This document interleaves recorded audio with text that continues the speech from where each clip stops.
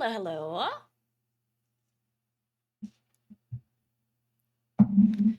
What's up, team?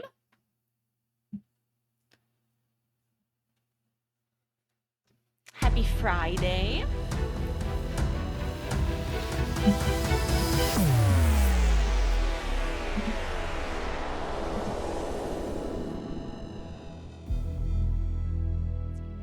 How is everybody?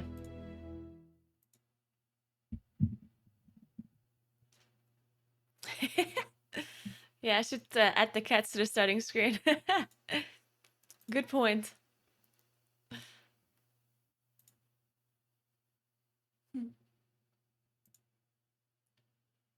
You chilling with me, Moon?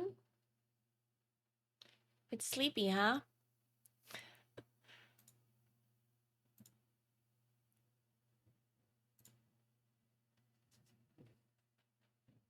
You too. They're lurking.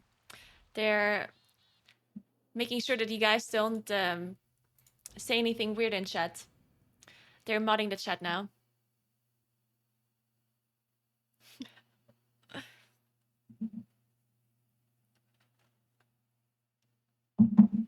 All right.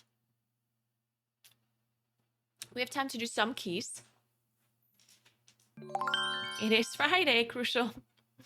Thanks for 2 months, Unique. Thank you so much.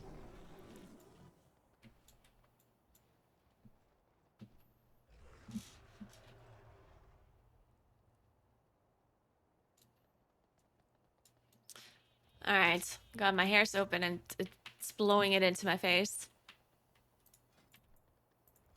I don't like it. Is Daniel around? No, he's not.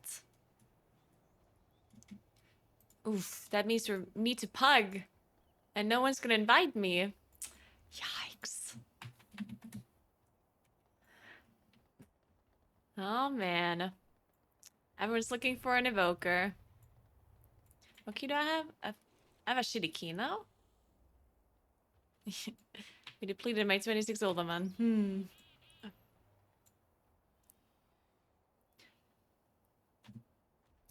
I technically only need Halls, Uldaman, and VP.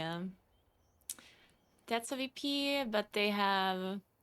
Wait, let me update my add-ons. I haven't updated my add-ons in a year and a half.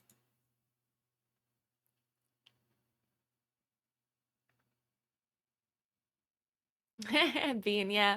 It's a scene transition that was made by one of my subscribers. I like it a lot. Apparently it's called a singer. I didn't even know you can do that in OBS, but apparently you can. There's so many things you can do in OBS that I don't know. So I'm an idiot.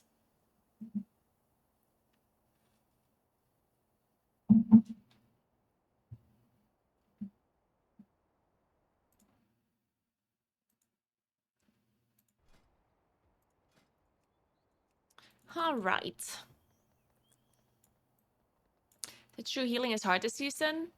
Yeah. Yeah, I'd say so. Depending on a dungeon, of course.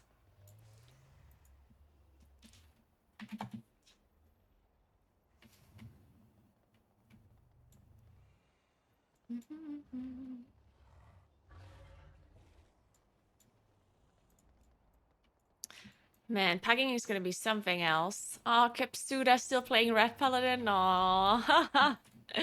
Poor Kipsuda, not gonna get invited to anything, huh?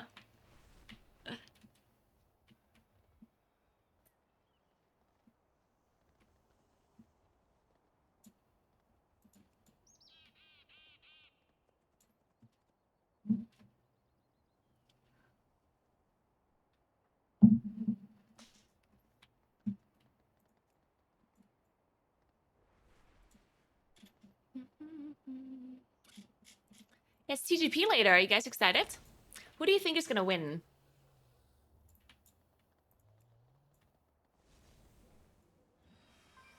It's a pretty good group.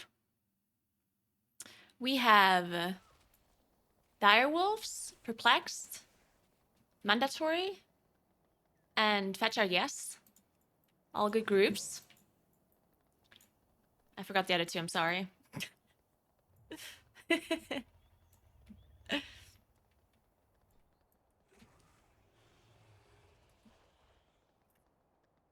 Compared to other seasons, I've heard healing is more challenging. To other expansions for sure. Season 1, I don't think Season 1 was easier to heal than Season 2 is, though. In Dragonflight. Or, I don't know.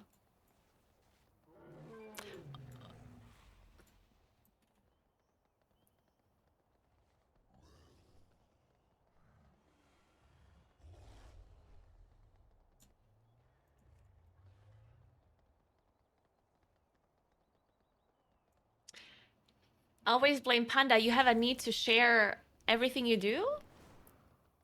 Interesting. If you want to go on YouTube, you can just do that. You don't have to announce it in chat. Imagine if everyone would always announce what they do on their computer.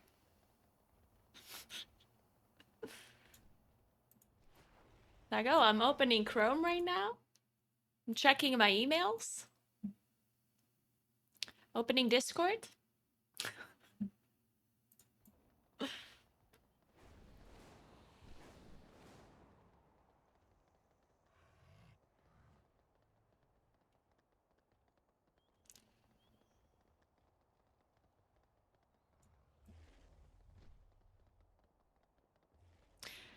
Why does my shooting stars do little damage? I was comparing my locks with some other boomy, and my shooting stars are like 45% in comparison with 9%. Well, which lock did you compare? What was it that you looked at? What fight? Bali.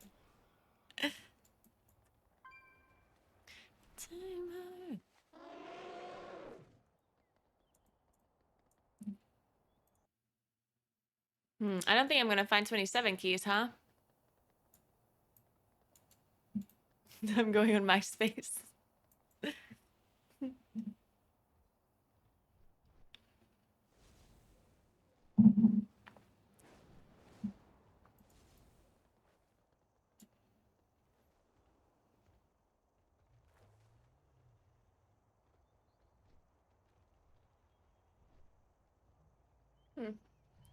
Sunny left and is meowing.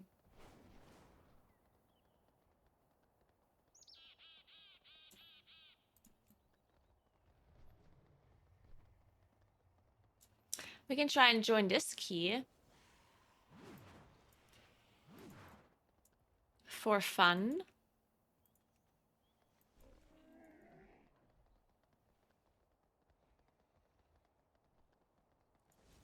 Good morning, Dissy. What's up?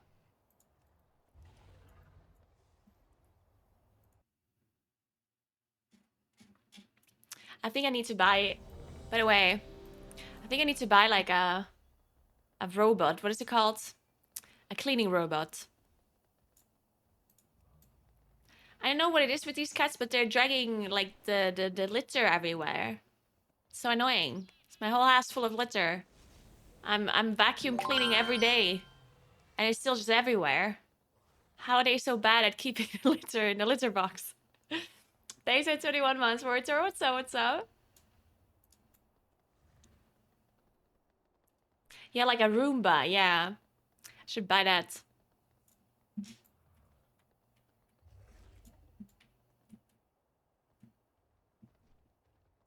Oh, do those work? Because I've heard that there's these robots that the robots that vacuum and clean simultaneously. Are they good?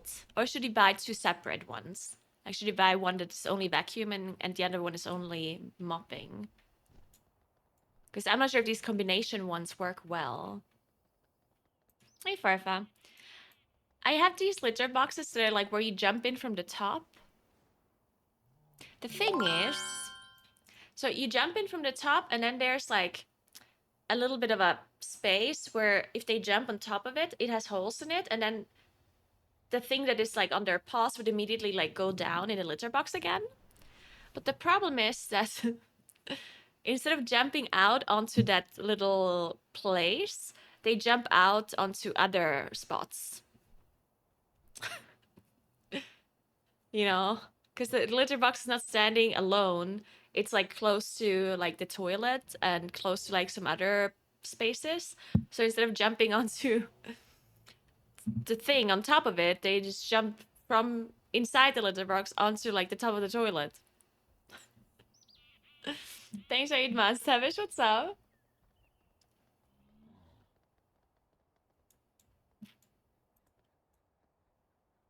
The ones which don't switch units either automatically or manually are not great. But as long as the Hoover and Mop unit is separate, essentially it works amazing. Ah, okay. I'm gonna have to look into that.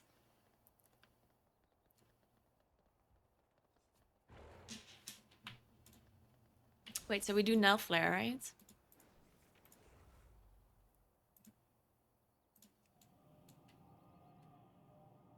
Hey, Ikigami, what's up?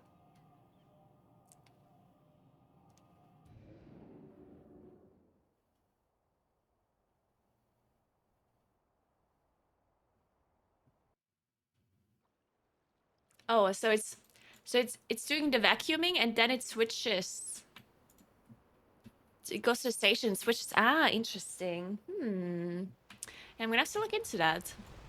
Hurry, friends. That could be very nice. Darkwood kills more of our allies. My father's ancient lair. There is still power within these rocks that should not be disturbed. Also, I was wondering if there's any kind of cat litter that you can, like, flush down the toilet. Because the litter that I have right now, you have to, like, throw away normally. And that's kind of annoying because I need... Like, I have this kind of trash can that you also use for, like... what is it called? For baby, for diapers. Like, it's like a trash can that, like, closes all the way so there's no smell coming out, basically. But it's so annoying because my bathroom's kind of small. So the trash can and the litter boxes are taking away so much space.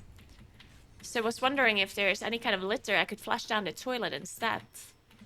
So I don't need to have this like stupid trash can in my bathroom.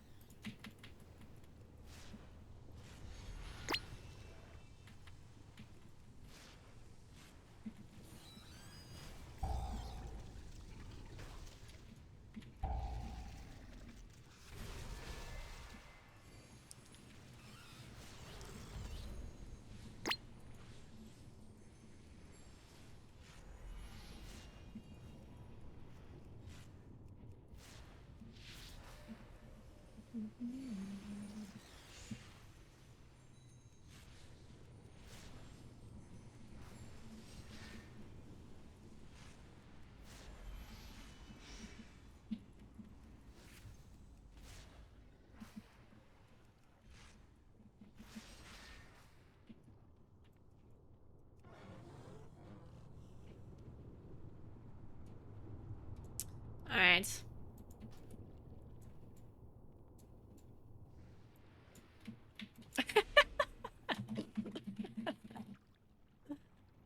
Wait, I have the wrong...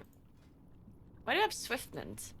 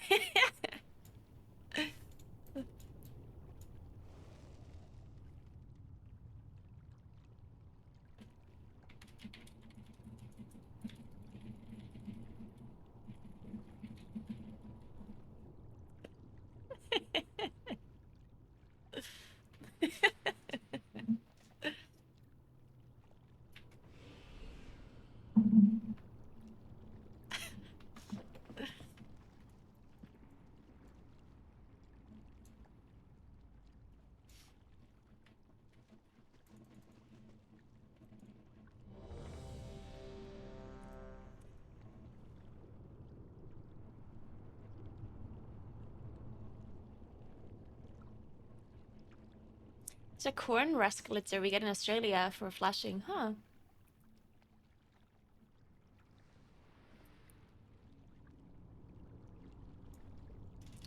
Like, I think like this what is it called? Like pellets, like wood 5, pellets, 4, technically can be 3, flushed down the 2, toilet, right? 1. I mean, I wouldn't flush a lot, because it turns into sawdust anyway. Every moment we linger, Darkwood kills more of our allies. Oh wait, we have father's ancient summers. lair. Shit. I just There is realized we have still power summers. within these rocks that should not be disturbed. Maybe I should have played a different trinket.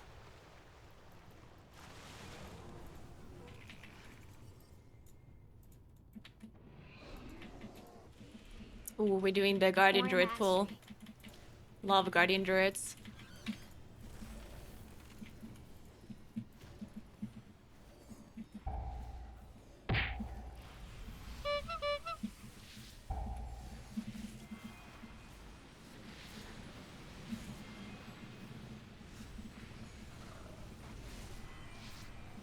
What is this Guardian Druid damage even?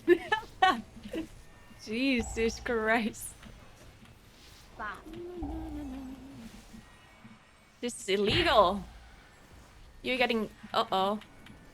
Well, it's okay. It's only the Evoker. He has cheat death.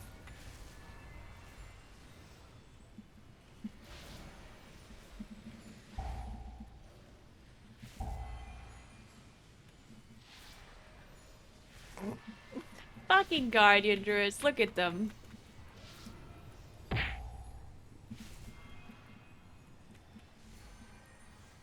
Just pulling the world. We did miss one Nasher, but I guess... I don't know if we need that one. These Drogbar have been tapping into abilities they should not possess. No doubt it has something to do with the latent power still lingering within these rocks.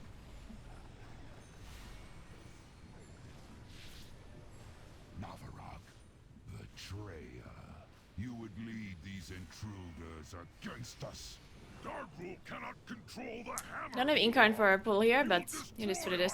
We don't even have PI and Evoker cooldowns yet. Maybe we wait a little bit at least. I will enjoy every For their moment CDs. of it. Rockmora, crush them. I guess we don't. We should have waited for sure. We definitely should have waited with this bloodlust. Because none of us have cooldowns. And we should have waited for PI at least.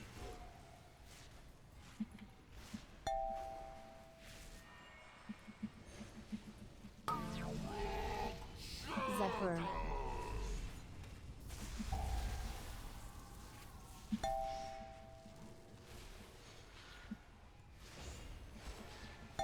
But it's okay.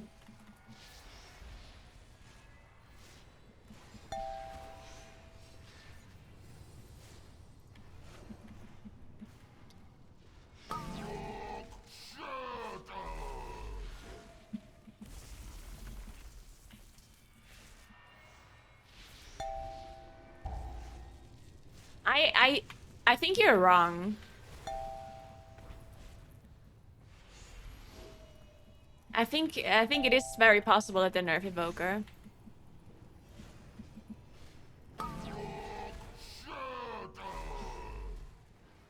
I'm not saying that they will, but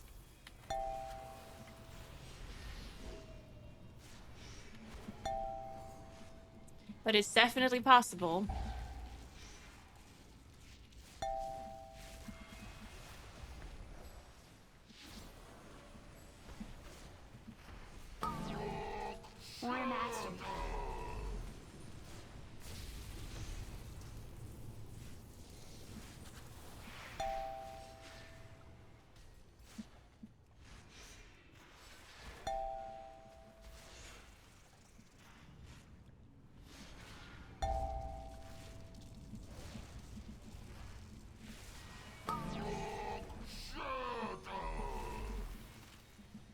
Tiny pedo, big paddle. What do you mean Blizzard just nerf specs? New specs. They nerf new specs. Of course they do. And you can't take DK as an example. That's Wrath of the Lich King. Yeah. Like, you can't just say, oh, they did nerf DK. Like, yeah, but that's like 100 years ago. That's a little bit of a different story.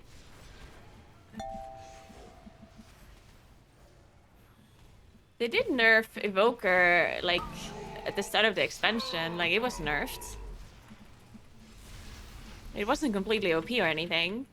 If you look at Devastation Evoker and Preservation Evoker, they were not by any means, like, as OP as Augmentation is right now.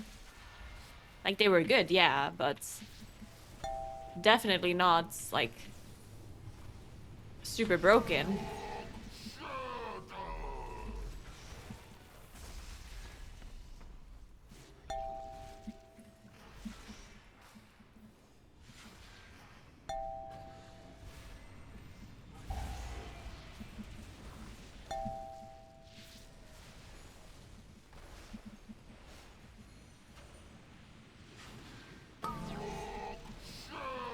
Zephyr. No, I thought I'm gonna land in this shit. So we get...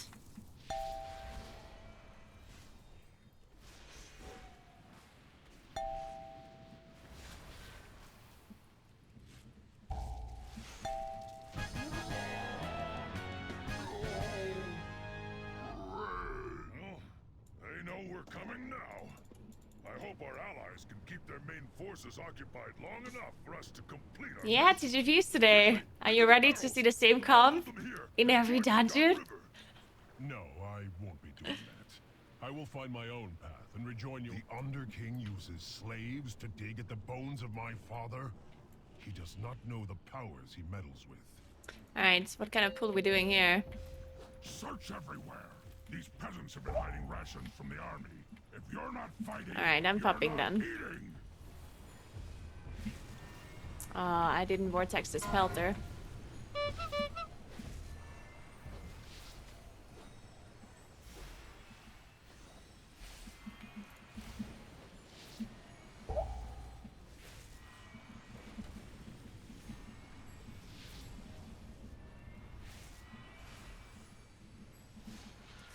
That pull died too quickly for my cooldowns.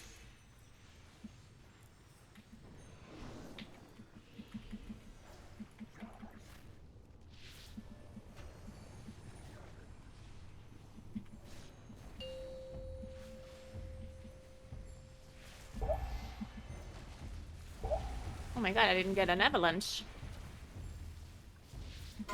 Oh, it's because we have full ranged, I see it. Or almost full ranged.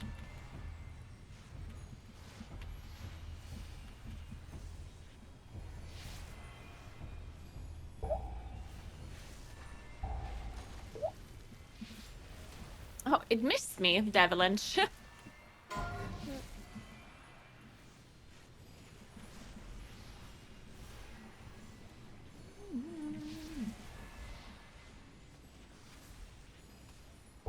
Yeah. See, my trinket is not lining up. Because I'm getting Blessing of Summers. So whenever I play with a paladin, I have to unequip that trinket and play something else. It's very annoying. I mean, I like getting Summers. It's just annoying to to play a 3-minute trinket with it.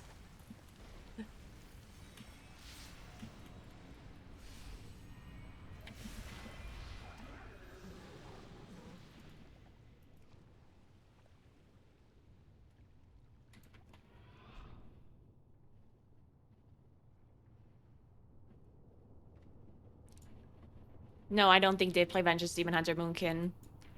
I very highly doubt anyone's gonna play anything other than Guardian. I don't see Vengeance Demon Hunter being brought. Maybe in lower keys. Like, maybe if they do lower keys and they try to 3-chest them or something. But even then, probably not.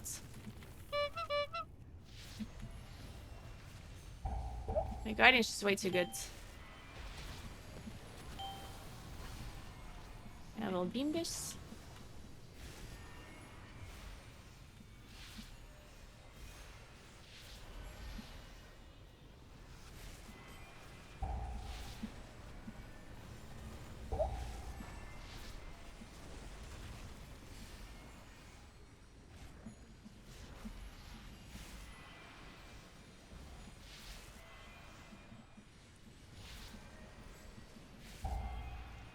Yeah, Brewmaster does a lot of damage, yeah. But I mean, look at how much this Guardian Druid does right now.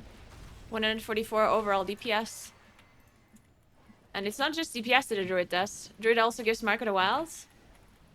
And the Brewmaster buff does nothing, right? Because you play a full ranged comp. So Brewmaster gives Mystic Touch, but it's useless because you play full ranged.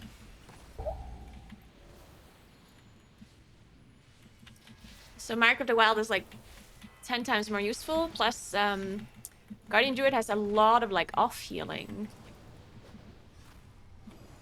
Like they heal so much if they fully spec into it, which they probably will do on high keys, right?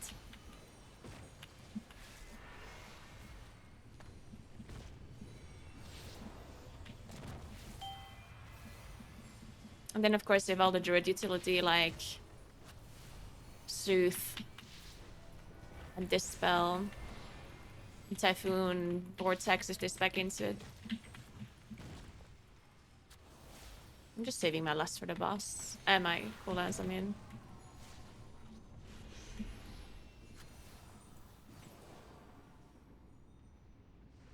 Pay attention, Navarag. I want you to see your heroes die.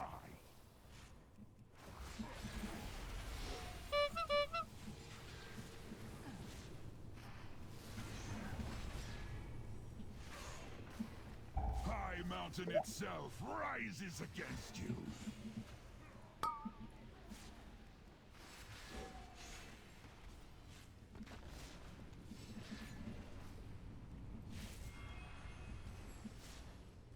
Go ahead and run!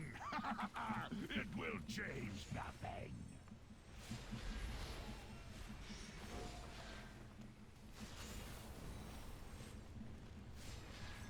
I'm for sure blasting this boss right now.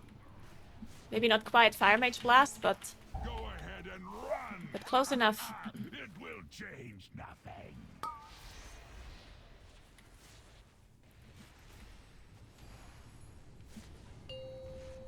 High Mountain will be your tomb. I love that he spawns them so far away. The tank. Because it's so much easier to follow the idols if they're not spawned in a position where they move. You know what I mean? I think it's the middle one. Is it the middle one? Yeah. Somebody marked the wrong one. Because a lot of tanks are spawning the idols like somewhere here in the middle, and then in the intermission when they move around, it's super hard to see where they are because you still have the previous idols that are sitting there.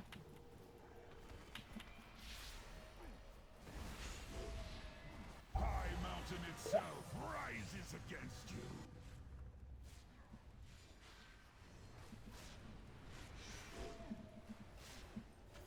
We have PI in a second. I'm gonna pot 2. I doubt we can push this, but Go ahead and run! It will change nothing. yeah, this is not gonna happen.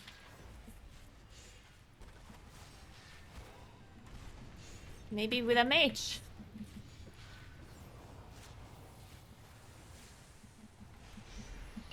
High Mountain will be your tomb. I did 21. Did you guys know that this boss still takes damage when he's in intermission, by the way? He does not take reduced damage. So if you can keep your dots up as a Moonkin, it's actually super good.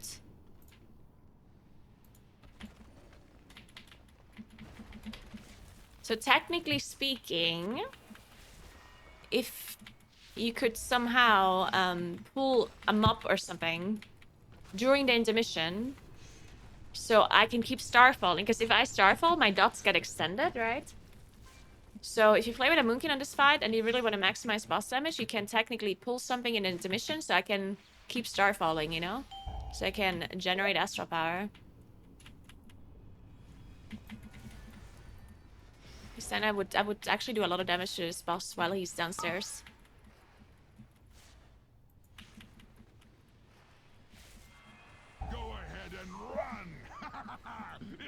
change. I wonder if that works with Affliction as well, like Affliction Warlock.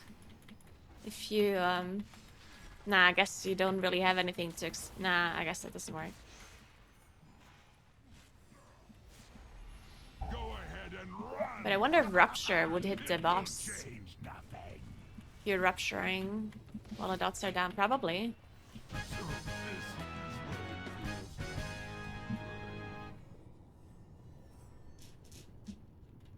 Oh, sorry. I didn't realize the paladin wanted to innervate.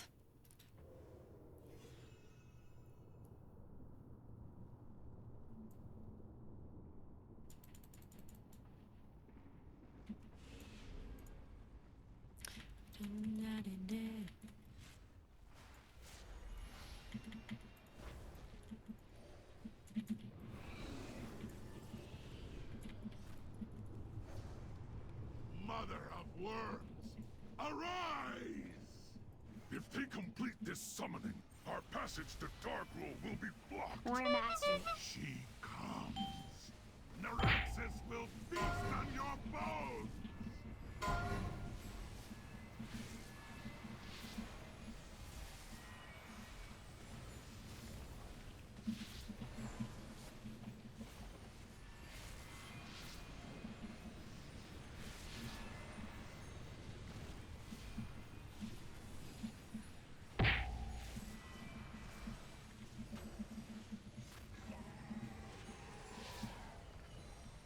Yes.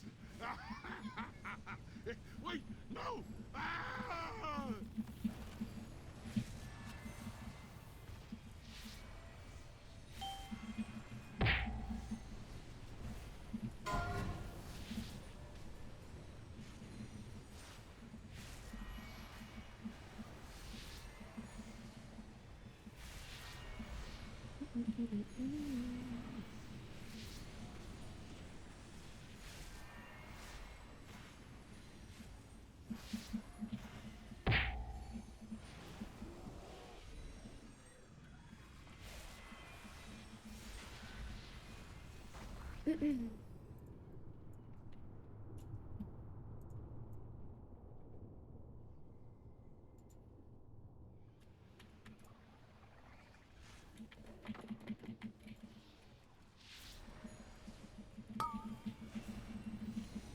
Someone baiting in front of me?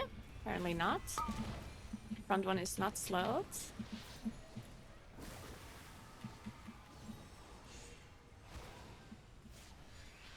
We're gonna have to focus this guy.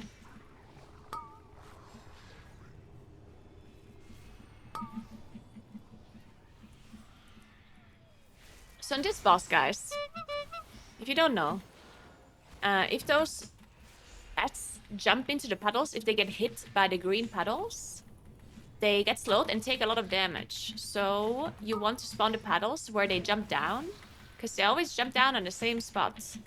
Oh, well, that was a lot of damage. And it always happens after the spiked tongue. So after the tank gets dragged like this. You want to spawn them in the correct location. So one is like around here. So the way that I remember it is when there's this line on the floor, right? And the back one needs to be a little bit in front, like where I am right now, see? And the other one, just like a couple of steps in front of the other one, like so. That's perfect. Sacrifice. Somebody should definitely dispel me. I don't know who the other people are dispelling, but I am soaking. Like, fuck. Do we not have any dispels? What is happening?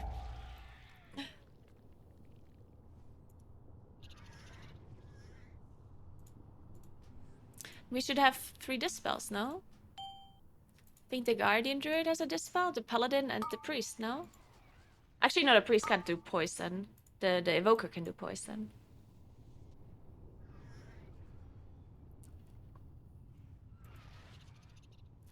Yeah, I don't know, I just didn't have anything left.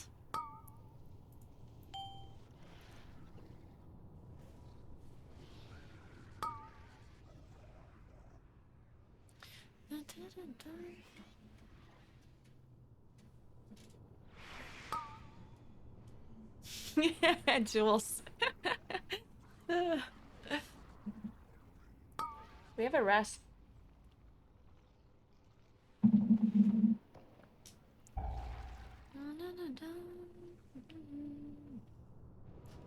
Just a little bit of a struggle. I'm gonna take this rest. More mastery. The evoker has to spawn the thing in the correct spot. Mr. Evoker. Zephyr. Yeah. It's okay, I can get the next one on top of them. Sacrifice.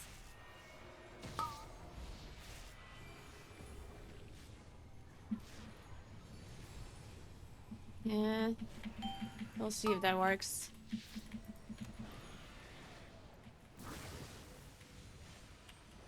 Yeah, it's okay, it's okay, it's okay. We got them.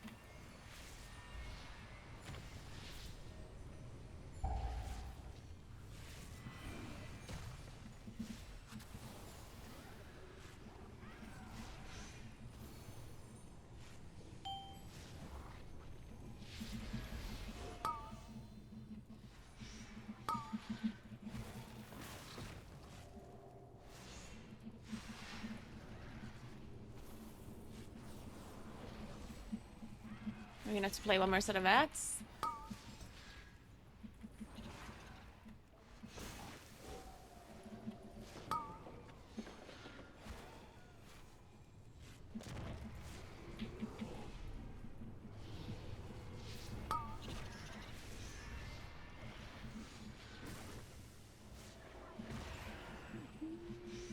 There are the ads.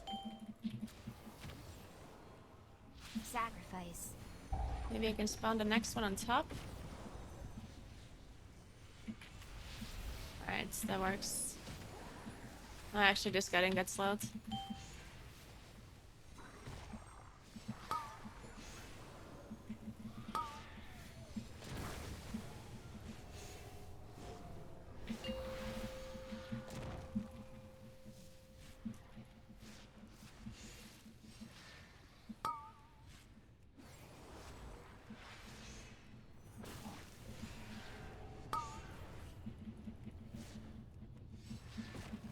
Our healers have it ish.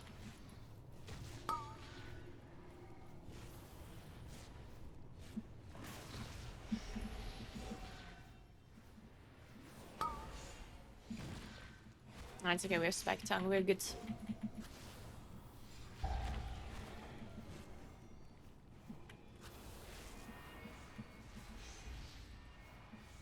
Hey Jessler, thanks for the 28 months. What's up? How are you? Zephyr.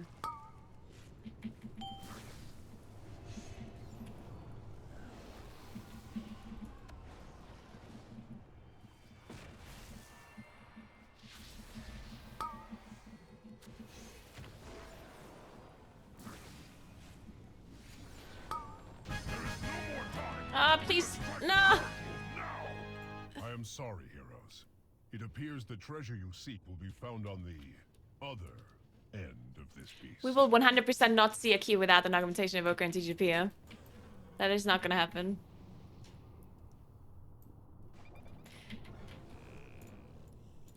The only time that would maybe be possible is if we have like a if there's like a really special like strategy or something.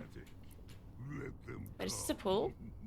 Witness the fate of those who stand against one worthy of wielding the power Oh, this is the pull. of a titan.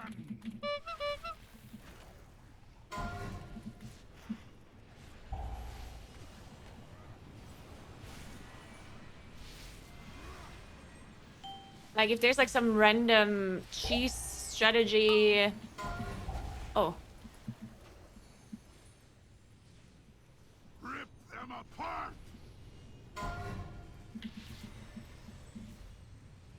Where you need like some specific classes for, you know, like that's something I could see being true.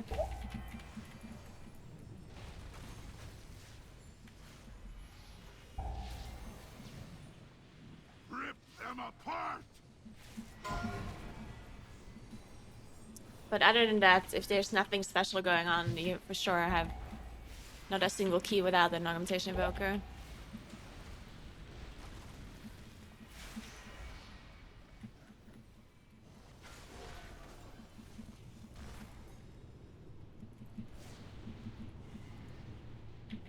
I am sorry, heroes. I must leave you now. Yet know this.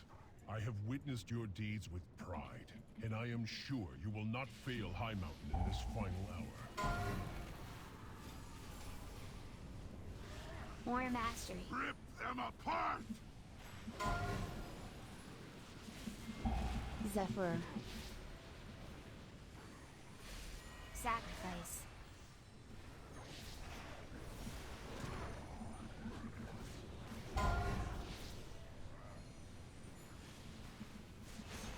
Rip them apart!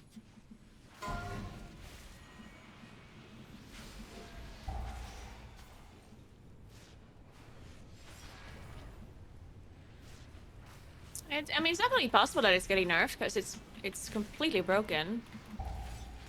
So, I mean, I definitely wouldn't be surprised if it's getting nerfed. Okay, if you want me to pull, I need to wait for my ferries. Oh wait, we have to play this. I just realized. We need trash.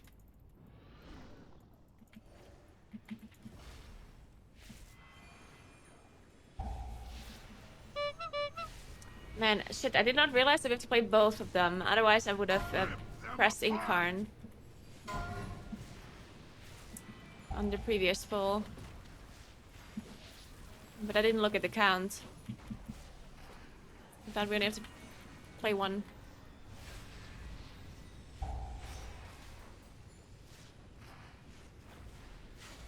Rip them apart!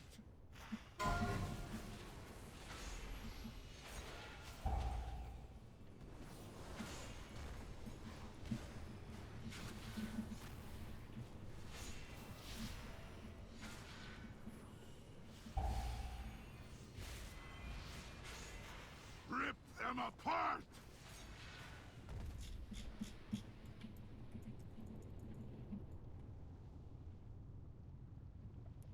I have pull as a pull, so we should technically use it. But I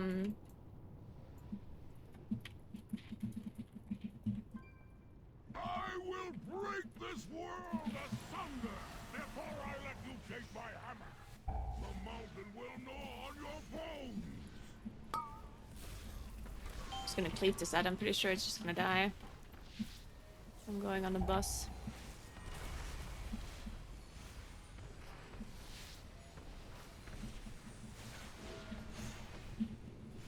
Don't get melee. The mountain will gnaw on your bones.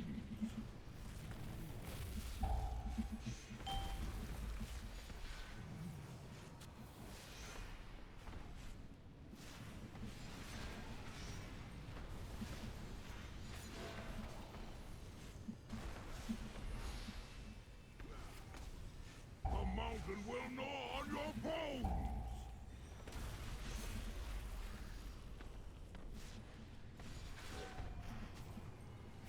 Oh, this boss hurts the Guardian Druid a little bit, huh? Is it still all magic damage? The tank attacks, are they still magic? Because they used to be all magic, right? I'm not sure if they changed it now, though. On your bones. At least the Molten Crash used to be magic. Hear the eaves and roars at my command. Oh, we have PI here. I'm also gonna focus the boss then. The mountain will gnaw on your bones. More This side is mastery. gonna die for sure.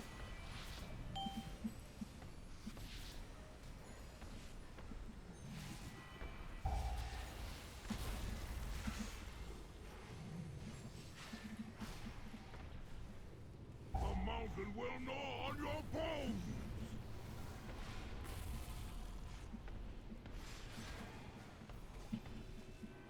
The might of Kasparov flows through me.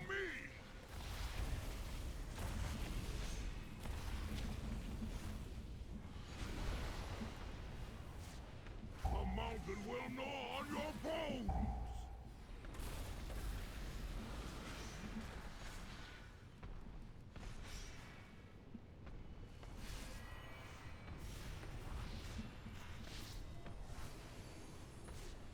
Hear the heaves and roars at my command. The mountain will gnaw on your bones. This ad maybe needs a little bit of focusing.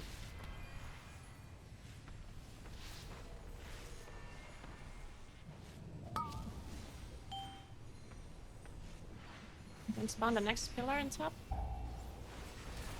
Yeah, nice. The mountain will gnaw on your bones. The might of So on the next magma wave, we might only get 2 crystals. I have Incarn though, so I can nuke the ad. What's the time? 1 minute 13. The mountain will gnaw on your bones. Okay, so we will get the magma wave still.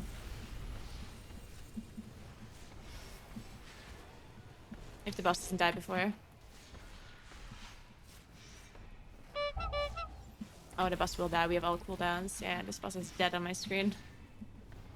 You don't have to do the ads. The mountain will gnaw on your bones. And we can get a 3rd pillar anyway, though. We will for sure get a 3rd one. Zephyr.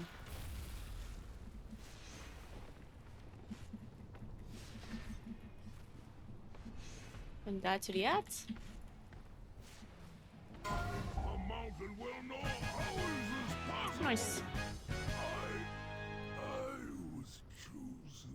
The hammer never chose you, Dark. I'm gonna change this old one that I have. Seeks a wielder who possesses true strength, and you. I got an underat noise. It's done, heroes. With Dark Rule dead and the hammer reclaimed, the Drogbar are broken. Now begins the long task. I'm outranging your PI. But balance How does has that work? returned to High Mountain. The power of the Mad King Darkroll is broken, and High Mountain has you to thank, heroes. What went wrong? We had 3 deaths on Naraxus. Farewell. I hope when next we meet, it is under more peaceful circumstances.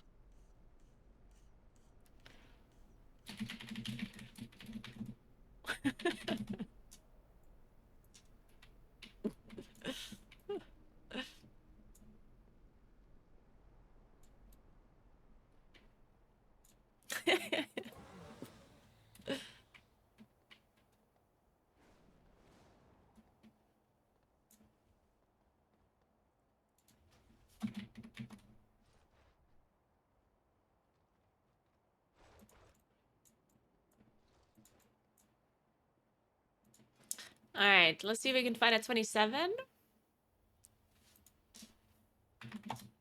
From the ones that I need. Oh, they already have a mage. God damn it.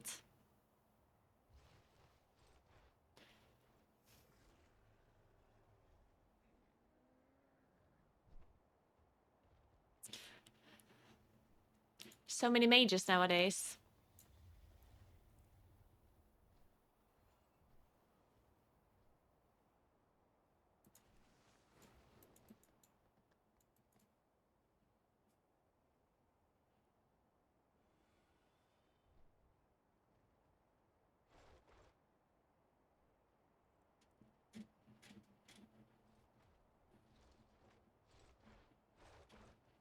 Oh, they changed them both to physical now? Oh, interesting. Okay.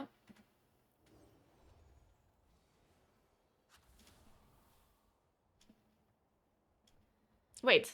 So they're not? So they're both nature damage? Yeah, that's what it used to be. But I thought they maybe changed it.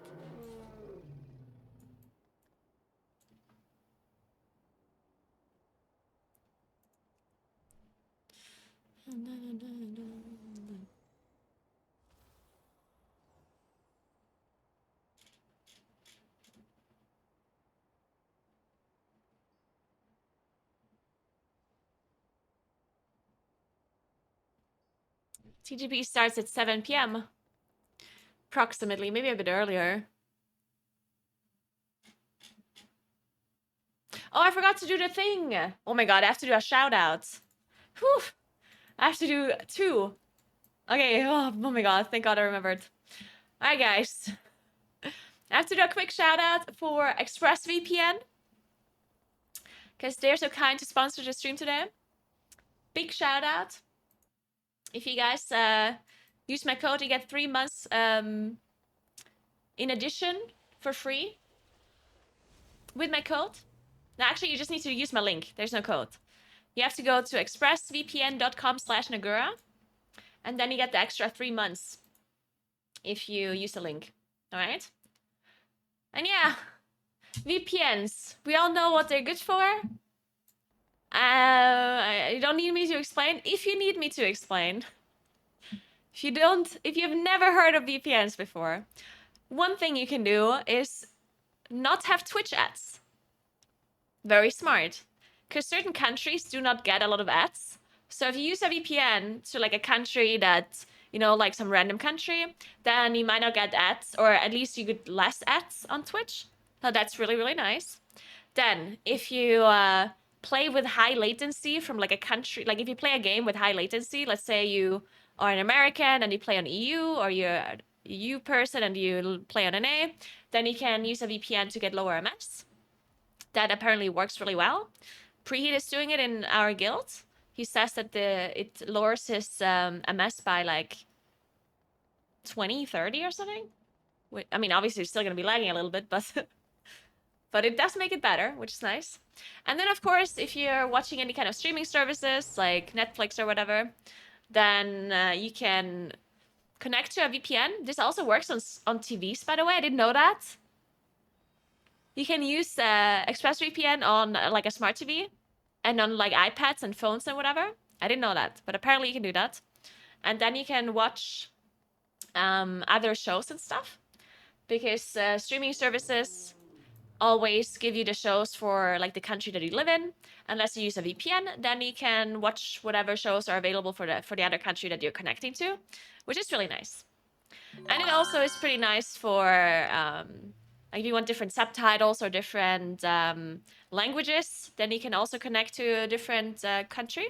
Like let's say you want to learn German, but you live in Spain, then you can connect to a German VPN, and then you watch Netflix, and you get like German shows or German subtitles or whatever you want to do. I personally live in Italy, but my first language is German, and I like to watch all of my shows in English with English subtitles.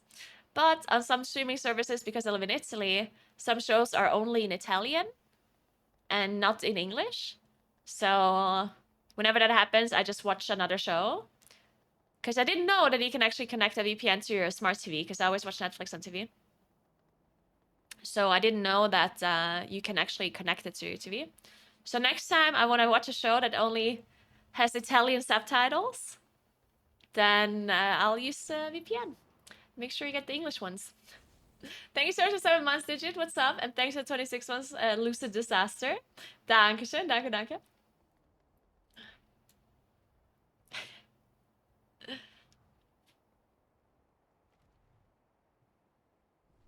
Read the prompt. Oh my god, okay. Connect a VPN connection disguises your data traffic online and protects it from external access. Unencrypted data can be viewed by anyone who has network access and wants to see it. With a VPN, hackers and cyber criminals can't decipher this data. It is true. I mean, some people are using VPN for that, but I'm way too optimistic. You could also call it naive. But I personally, I'm just like, nah, no one's gonna steal my data. But some people are actually using VPN to like protect their data, to protect whatever they're doing online. Because apparently incognito tabs don't work as well as people think they work. So if you really want to protect what you're doing, you can use a VPN. Apparently that works much better. No, no, no, Blavey one. No, no, no.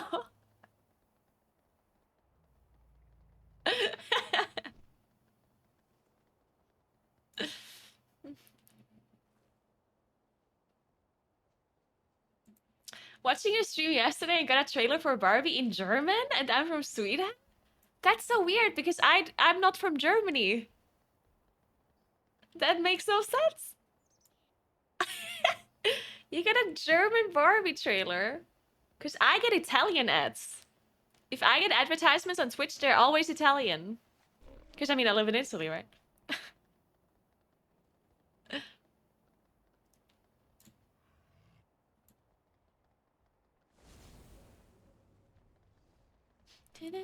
But yeah, expressvpn.com/Naguura if you want 3 extra month when you get your subscription. Do it. Or don't. I don't care. Do whatever you want. I'm playing video games.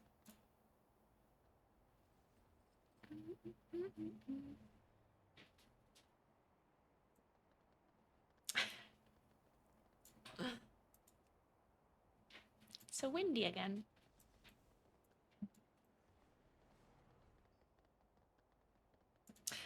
Dude, at this point, I don't know how high the plus title is gonna go. The rank 1 title. It's probably, like, honestly, I think it's gonna go up to 3.4k at least. I think 3.4k at least. Probably more. Maybe 3,450? Not... 3,450 maybe?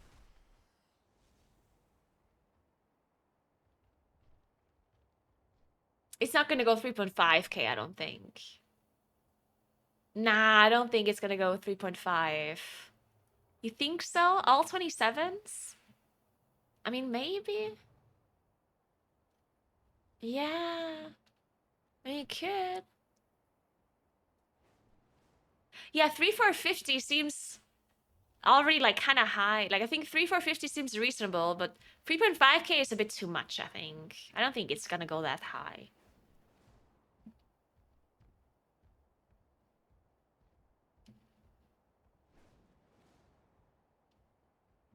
Like, some keys are still pretty hard on 3.7, on the 27. I think. Like, stuff like Uldaman, 27 Tyrannical Uldaman, 27 Tyrannical Halls, and VP, stuff like that. Like, I don't think people are just gonna time that easily. I don't think so.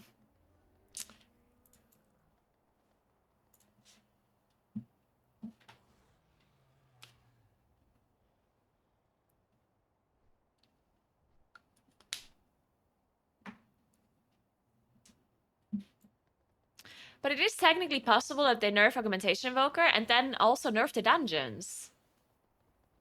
And if that happens, then we don't know what's gonna happen with the score, right? Because, in my opinion, the only way they can nerf Evoker now without completely destroying the rank 1 title is by nerfing Evoker and nerfing the dungeons. A little. You know? Because if they do that, then it kind of evens out the Evoker nerf. But they would have to get it correctly, which they won't. Why? Well, if they nerf Evoker, then you cannot do the same key levels anymore as we did for those 2 weeks. Evoker is the one and only reason why people are doing such high keys. So if they nerf Evoker, you automatically lower the key levels that people can do. So in return, they can nerf the dungeons, you know, to make up for it.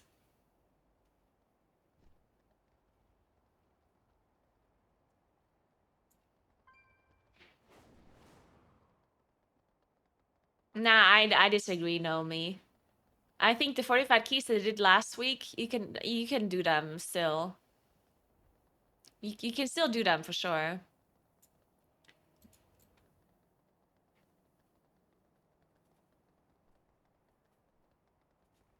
I mean, Shadow Priest is also really broken. Yeah, I agree. Shadow Priest is also really broken. But no, none of these specs is as broken as Evokers. Like, 100%. Like, yes, Guardian is really good. Yes, Paladin is really good. Yes, Mage is really good. Yes, Shadow Priest is really good. But none of those specs are nearly as good as the Evokers. So, that's the Evoker is for sure the main issue. And it's pretty obvious that it's the issue because Evoker was the main thing that was added this patch, right? Because, yeah, Mage was changed a little bit. Shadow Priest was nerfed. Right? So Shadow Priest was better before the patch. And Guardian Druid, I mean, Guardian Druid was also really good before the patch as well. So all of the changes that happened for the patch did not necessarily affect the other classes in the meta that much. It mainly affected the Evoker. Like, the Evoker was the reason why people are doing 3 key levels higher than before. Or the main reason, at least. Yeah, I mean, I know that the priest nerf was small, but I'm like looking at the comparison between the first part of the season and the second part of the season. And if Shadow Priest would be the reason why people do such high keys, then they would have done such high keys before the patch already, right? Is what I'm saying. Because they got nerfed a little, so that means that clearly Shadow Priest is not the main issue right now. They're of course OP, but they don't make you do 3 key levels higher than before.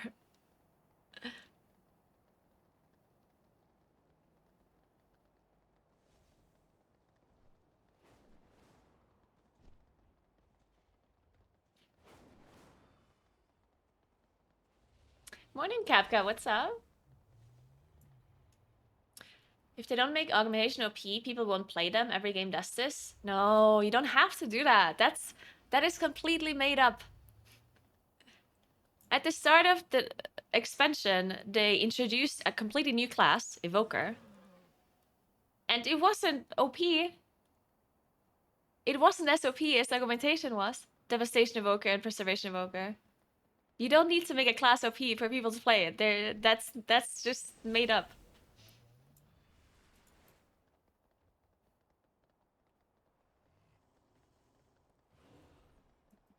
Like, we have so many examples where new things got added and they were not OP. I don't know why people think that you need to make augmentation evoker OP. You don't have to do that at all. People will play that shit no matter... Like, of course, if it's really bad, then no one will play it. But if it's normal, people will play it. I don't see where this idea comes from that it has to be OP. Like... If there's something new in World of Warcraft, people will try it and people will play it. It does not have to be broken.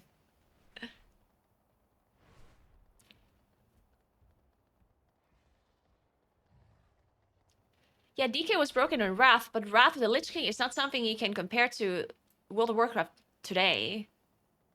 Wrath of the Lich King is so long ago, people didn't even care about balancing that much back then. Like, back then, things were completely imbalanced. People just didn't give a shit. Or at least not as much as they do today. So you can't really compare DK to Augmentation Evoker.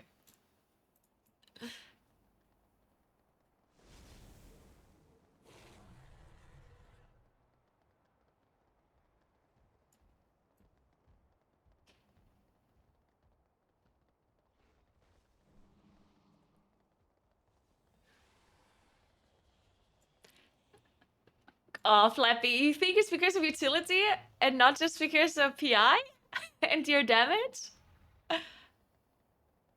I don't know about that one. I'm pretty sure Shadow Freeze is just doing a lot more damage than a Moonkin does. If you count the PI. I think that's the one and only reason.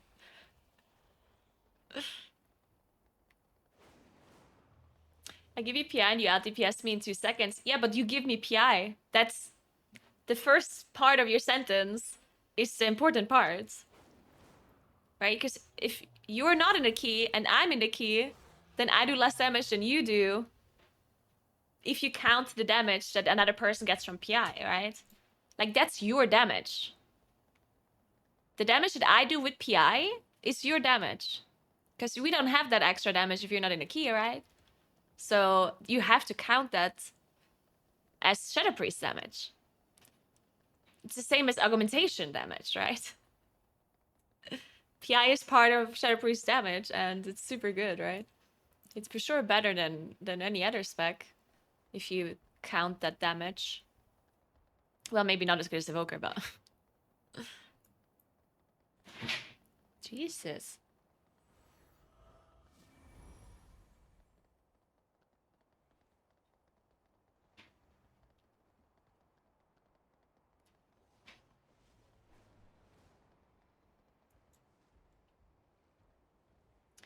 It should counter step, but should it be that much boost? It seems like it's only taken because of how much damage it boosts.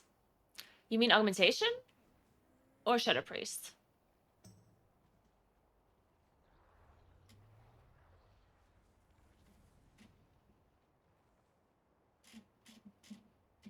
Augmentation is not just brought for the damage. The main reason why augmentation is so good is because of the survivability they give the group.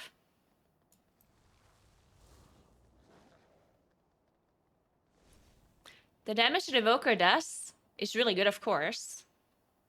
But the main reason why augmentation is so broken is because of the survivability that the group gets. It's insane.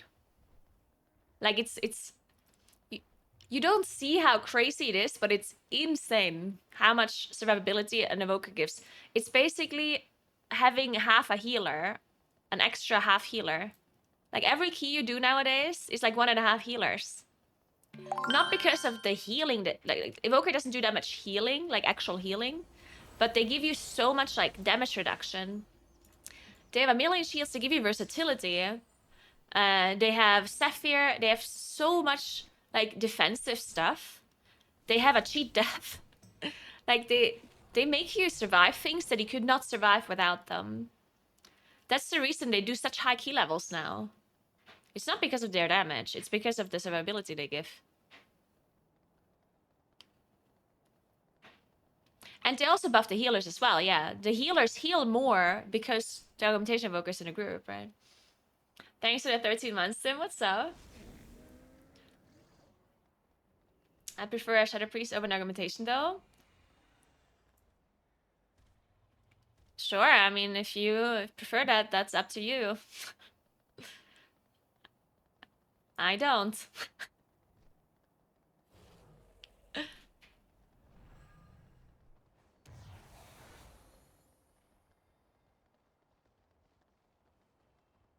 I was in another chat yesterday and saying Og was OP, and I got yelled at because they thought Og being able to make groups to high keys wasn't OP. No, they're undoubtedly OP, and if anyone says anything else, they're just delusional. They're having a lot of copium if they think augmentation is not OP.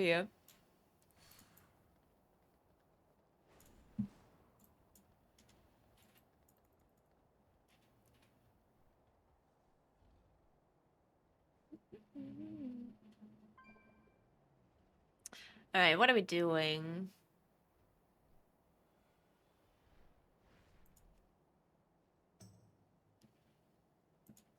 Maybe just Underworld?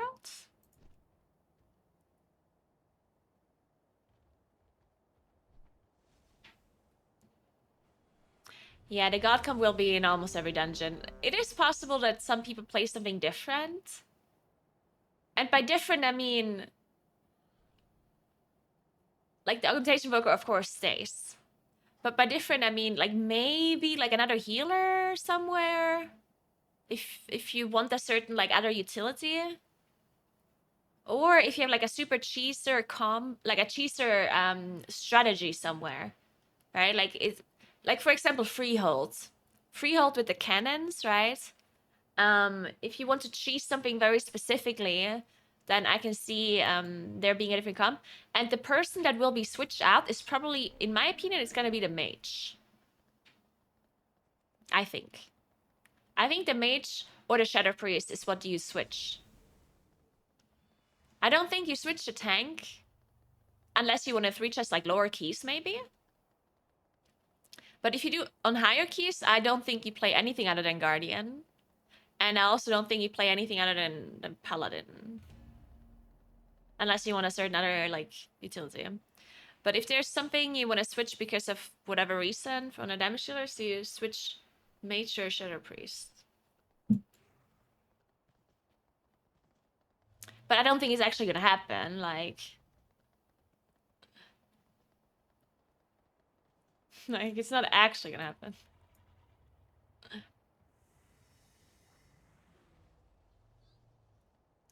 Yeah.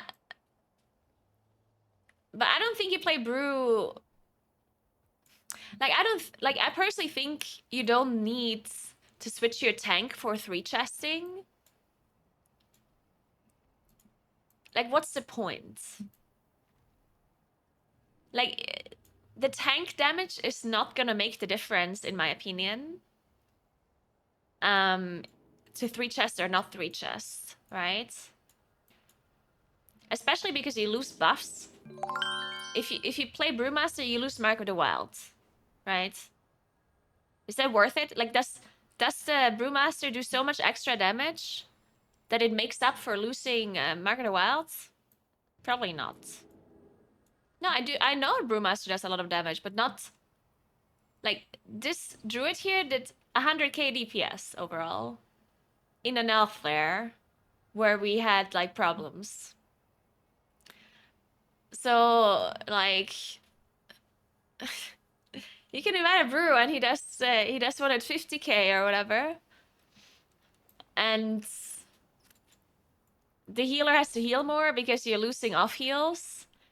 And you lose Mark of the Wild. Like, is it worth it? Probably not. Also, you have to remember that people have to learn different strategies then as well. Like, that's another thing. If you play with a Brewmaster, you're gonna have to play differently than if you play with a Guardian. So the teams would have to learn 2 different strategies if they want to play a lower key with a Brewmaster just to 3 chest it. And I don't know if that's even... I don't know if it even makes sense.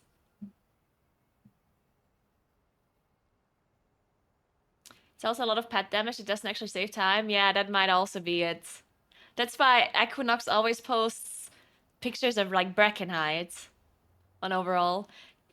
Equinox always posts pictures of overall and Brackenhide, and in Season 1 he always posted Academy. Because that's where you can do the most, like, petting damage on, like, the tiny lashers and whatever, right? So it's not necessarily always the most efficient damage.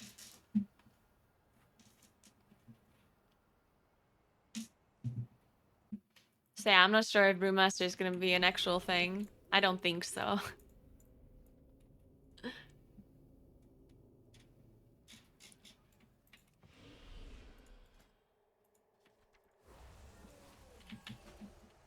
Oh my god. Dude, for a second I thought we have a triple druid comp. I was like, oh my Jesus.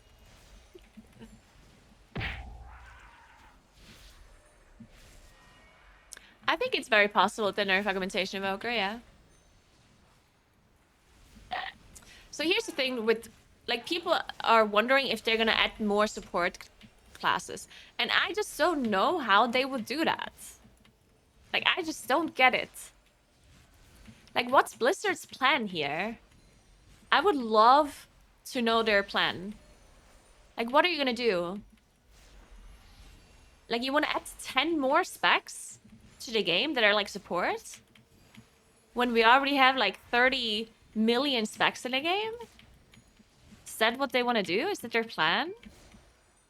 Because they can't really rework existing specs into support specs because people would lose their mind. So what the fuck are they gonna do? Like, I just don't understand their plan. Also, if they want to add extra specs that are support, that wouldn't happen super fast, right? They're not just randomly gonna add 10 specs, so... I don't know how this is supposed to work out for them. I'm very confused about what their plan is, honestly.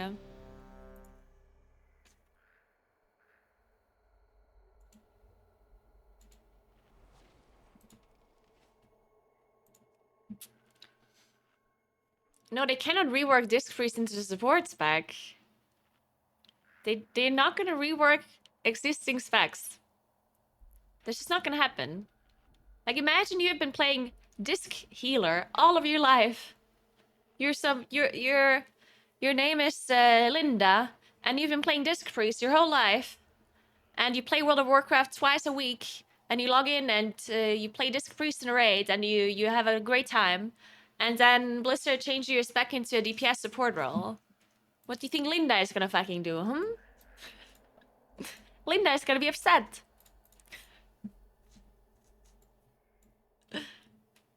They even said this in an interview. I think it was Morgan Day. He said in an interview that they will not rework existing specs. Like, he literally said that.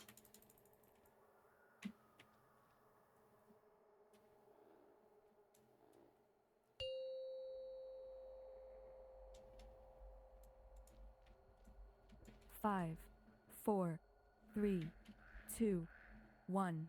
More mastery. We play Tix. Oh, we play Tix, not the bridge. I wish we would play the bridge.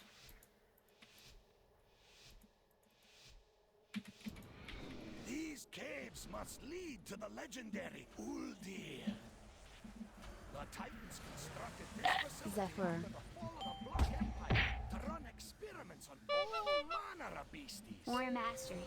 Who knows what secrets it contains? It may even have the answer to defeating the old gods.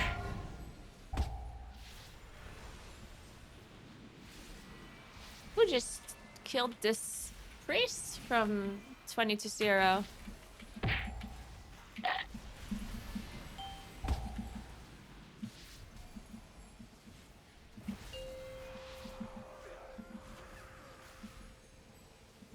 I pulled this, I'm sorry, my cooldowns are running.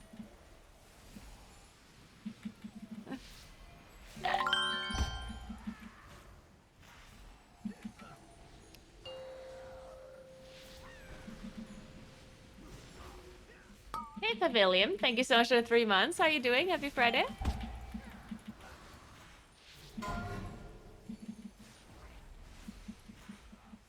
So yeah, I just don't understand what their plan is here. Also, like, let's assume they are adding a lot more support specs. Let's just assume somehow they're adding like 10 extra support specs to the game.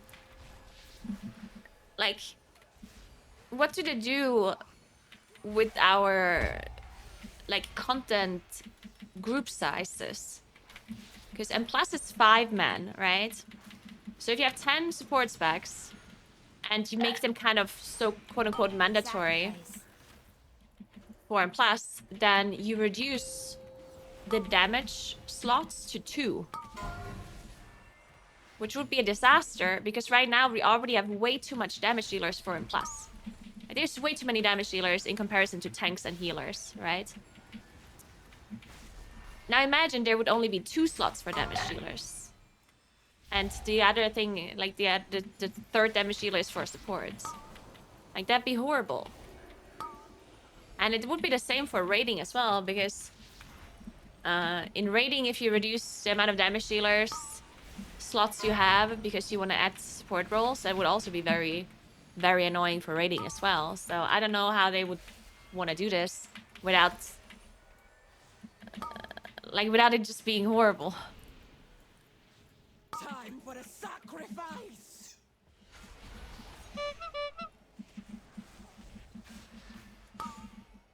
Goons overtake you!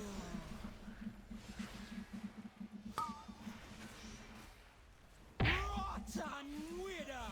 Well, I don't think people will reroll from support, from DPS to support necessarily. Yeah?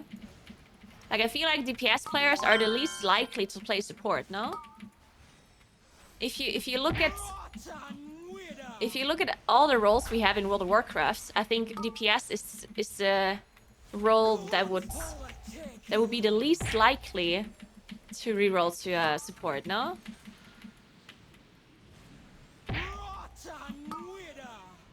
The most likely is obviously the healers, which already sucks because we already struggle with healers. So if the healers reroll to support roles, then that will be horrible as well.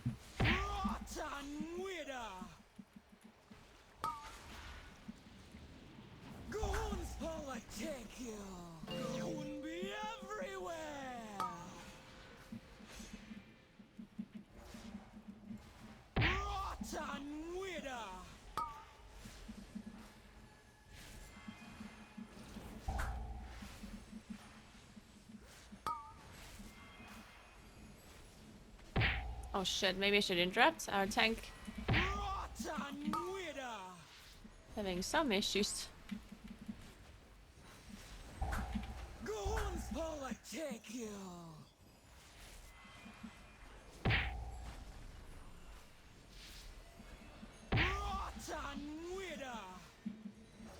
See, I don't know. I just think this is like, I don't hate the support role. Like, I actually really like having support roles in an MMO. I think it's a cool. It's definitely like a cool role. I like it. It's just like, it's just so weird for like how they edit it to WoW. Like, I just don't. Like, usually when you have a support role in a game, then it's its own role, you know? Like, then it's like a specific role that is support. And then they're also like mandatory to be brought in content. So whenever you dungeons, you do one tank, one healer, one support, one damage dealer or whatever, right? Like, they have their own kind of role. But in WoW, they just edit them as like a DPS. But they're not actually a DPS. They're a support, like, you know, it's just really weird.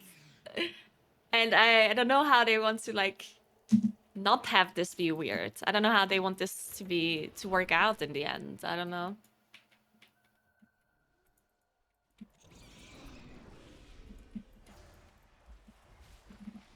Almost walked into this.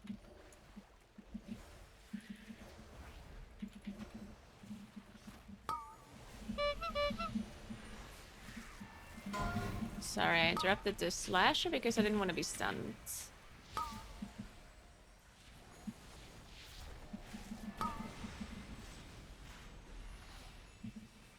I just cancelled my dialogue for no reason. I'm not gonna open this door. Just put it in front. It's a parcel. Just put it in front of the door.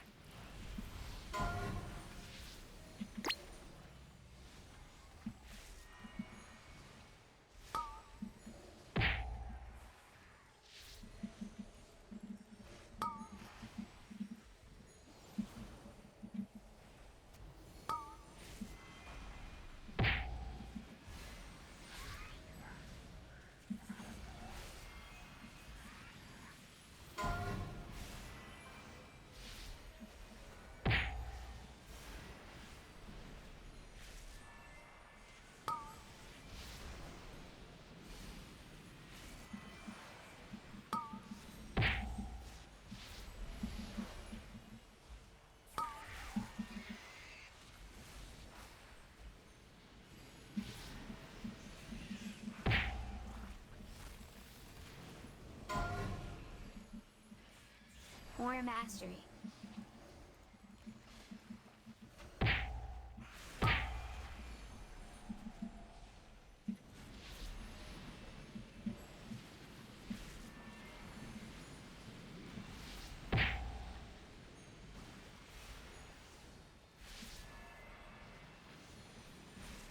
I do not have an interrupt right now for anything. Okay, now I do. Now I do.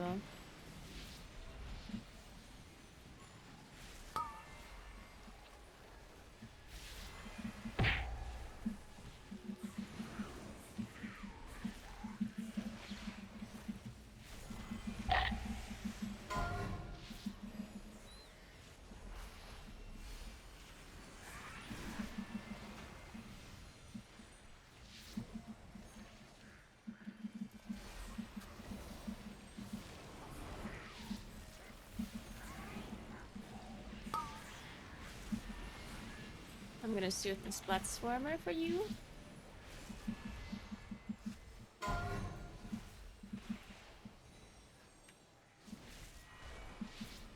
yeah, we'll see. I'm sure they have a plan, right? Certainly they didn't just add a completely different type of role to the game without having a plan, right? Certainly they didn't do that, right? Certainly they know exactly what they're gonna do. Right?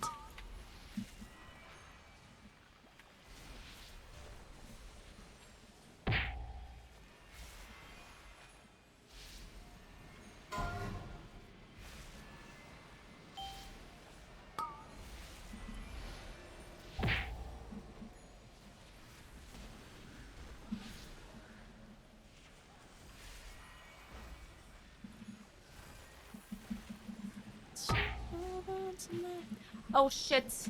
I soothed too early. Oh, I'm an idiot. Thankfully, no one died. Yeah, I pressed my soothe a second too early.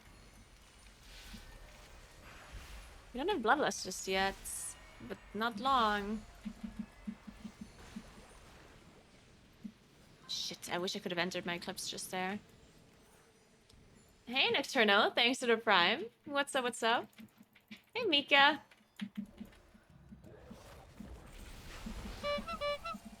Lust. Lust. Somebody press the bloodlust. Am I drumming?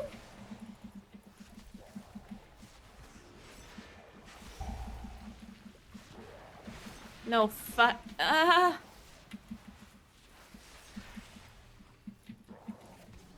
Oh, he pressed the bloodlust before it was ready, yeah.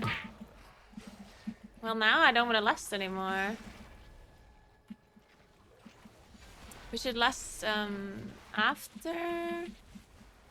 Fuck, maybe we just lust the next boss at this point. Zephyr.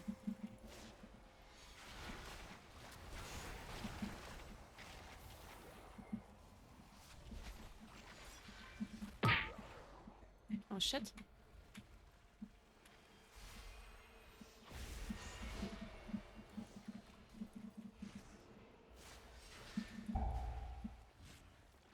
Oh, reset, reset, reset. Reset.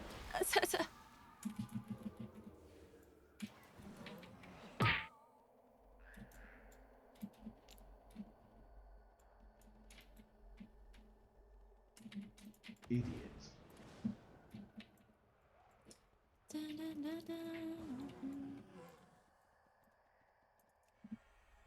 Oh shit, we lasted before we wiped. It's a disaster. Thanks for 3 months, little Dissy. What's up? What's up?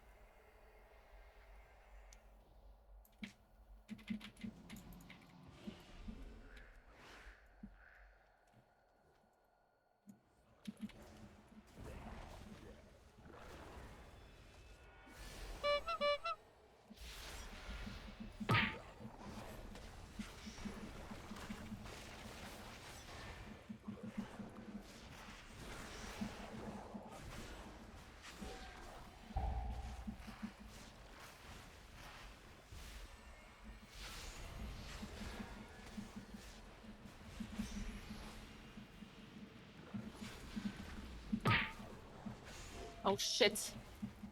Somebody baited it a bit to the right. They almost died to it.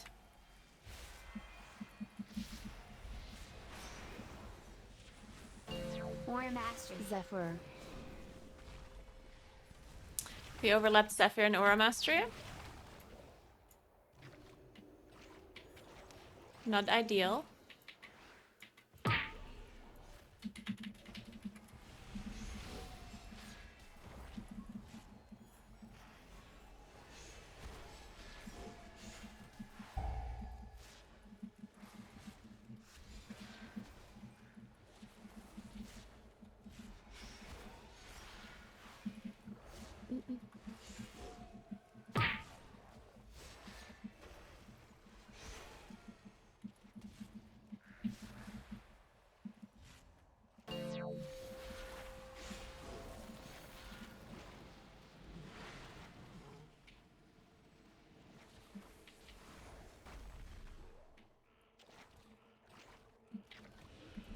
Oh, I hated that.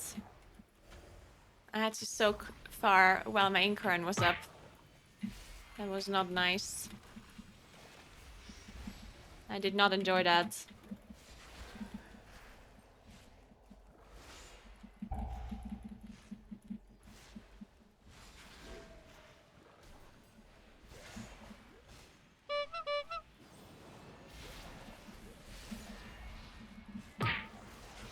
I'm gonna roar this.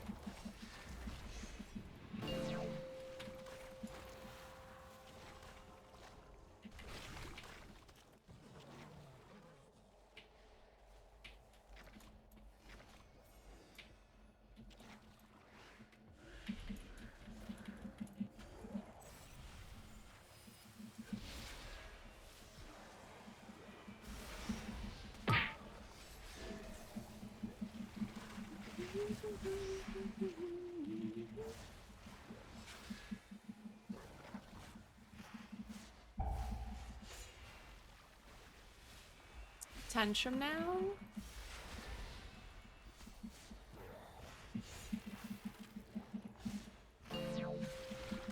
Zephyr.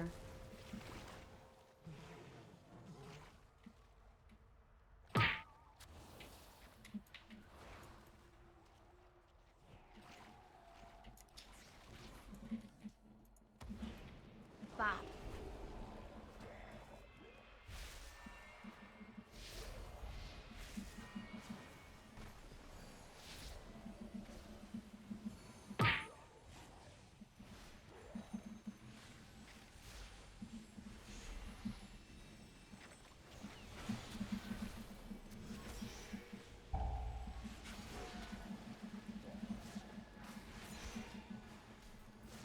Woo! This bus is taking some time.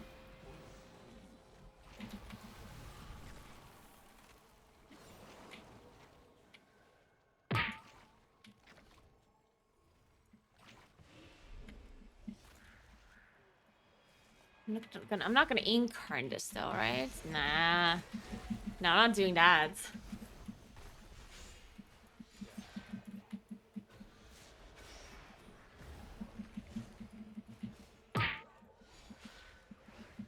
All the wings.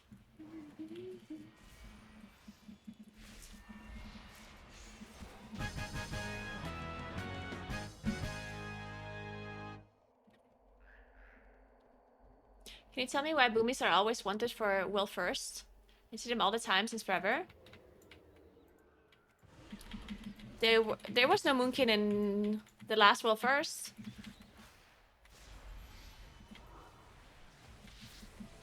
There was none.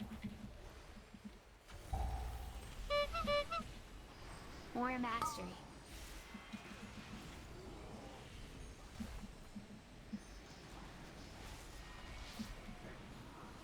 I'm not sure what kind of will first you've been watching, but there weren't that many Moonkins in the last couple of races. Anyone? Oh my goodness. Woo!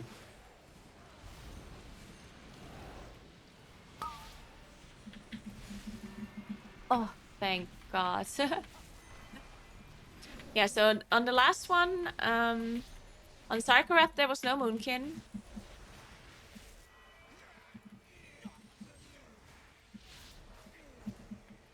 On Rastagath, there was one Moonkin.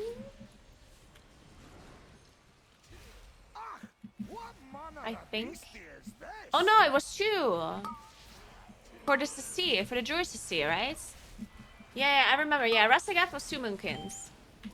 The Rastagath was a little bit specific. Like on Rastagath, you needed a lot of CC for like to remove the mechanic, like the spark mechanic. And Druid CC was very good for that. Because you have Typhoon and Incabor. It's very, very nice.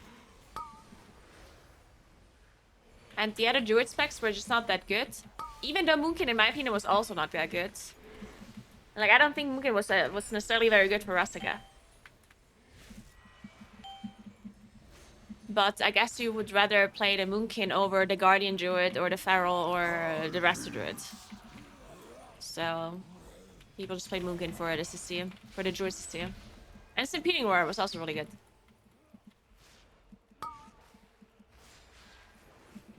But damage-wise, I don't think Moonkins were actually very good on that boss.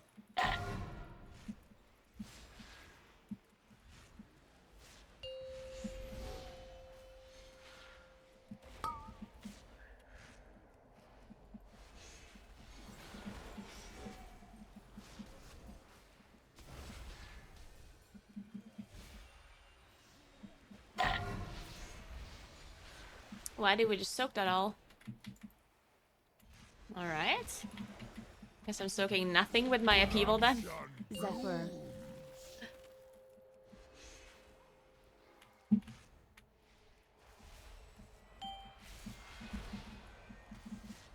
Oh, you're talking about the MDI. There are no Moonkins in the MDI. What? What kind of MDI have you been watching? Where there are Moonkins? What the hell? I want to watch that MDI too.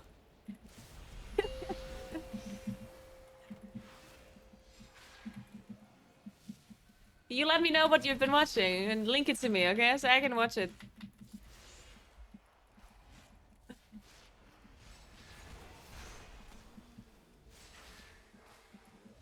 They used to play it in Mist of Tuna Scythe. Yeah, I remember that. For the first boss, right? War Mastery. For Ingra. But then they dropped it again. They only played it for a little while, and then at some point they realized, okay, it's not worth it to bring a Moonkin just for the first boss. So they dropped it again. Good morning, Vikator. What's up?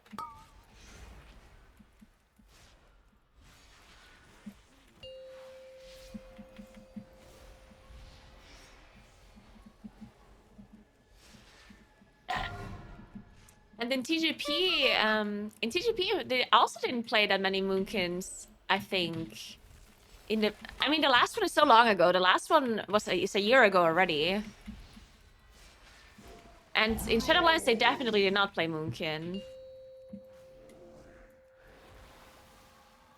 In Shadowlands, at least not in Season 3 or Season 4. I'm not sure if they played... In Season 1, Moonkin was kind of good, I think, if I remember correctly. Was there a TGP in Season 1?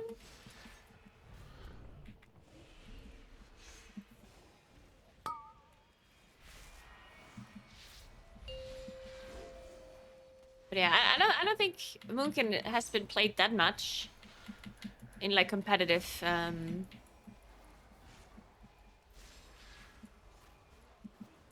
guess it also depends on how you look at it.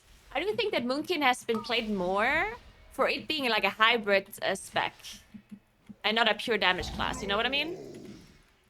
Like I think if you compare Moonkin to something like Elemental Shaman or Shadow Priest or Red Paladin, stuff like that, then I think Moonkin actually has been played quite a lot in comparison to those specs.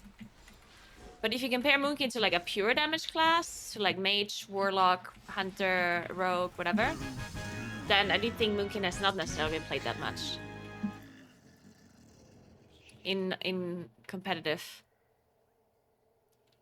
I've never seen that kind of corruption before. But Moonkin is doing really well when it comes to viability for a hybrid spec. For sure. There's other hybrid specs who do a lot worse than Moonkin in comparison.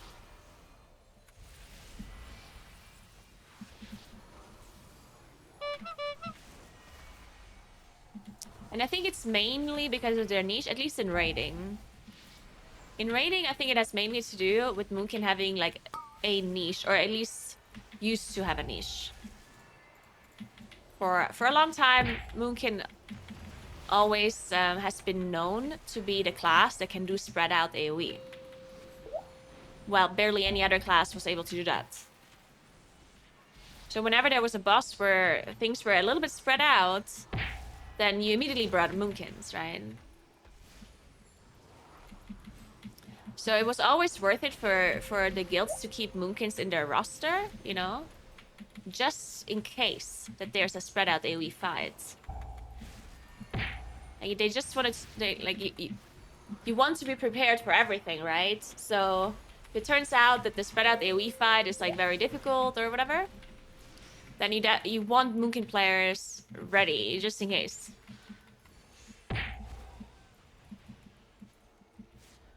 And that's something that a lot of other damage or a lot of other hybrid specs cannot. Like they just don't have that same like niche or any niche for that matter. Ooh, that was so close. I thought that was further to the left.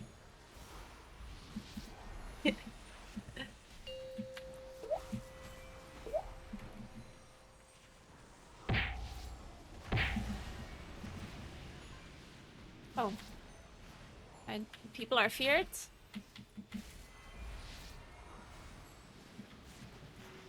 This guy's gonna do AoE soon?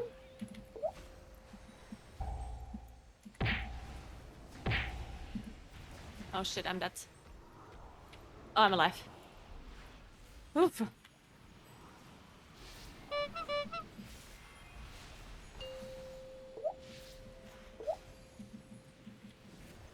Can we even do this still? 4 minutes. Probably not. Yeah, I mean, it's 26. Maybe? Virulent specimen detected. Containment priority 1.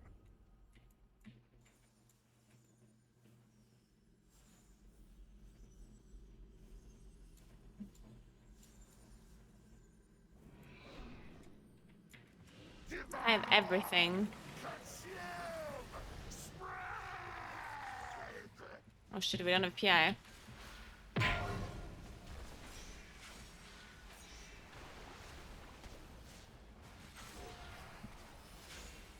Somebody remind me to unequip this trinket. Can't play this when I get summers.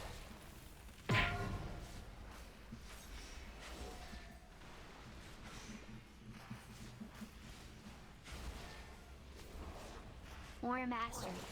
Cleansing area.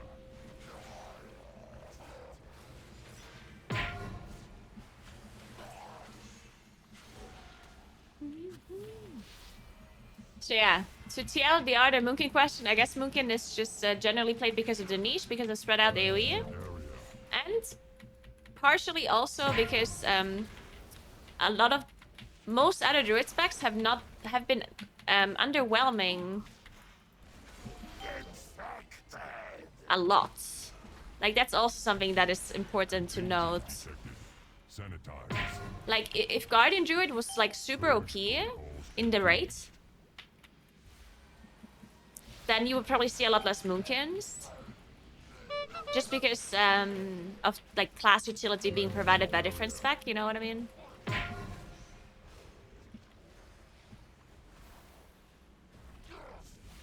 That's usually what happens if you play a hybrid class and one of the other specs that you don't play is really good, then you probably have a hard time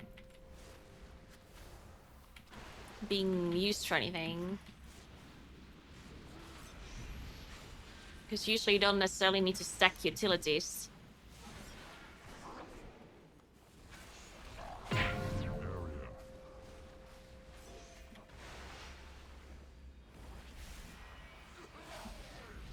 But yeah, for a long time, Resto Druid, Guardian Druid, and Feral Druid, all 3 specs have been kind of like meh.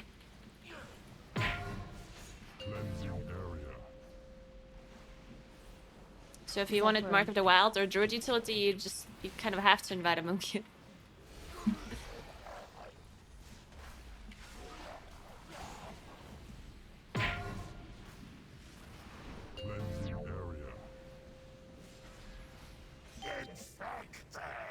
Infected. We're not gonna make it. Why is our single target damage so bad? Am I just imagining this? I mean, I guess it is tyrannical, but...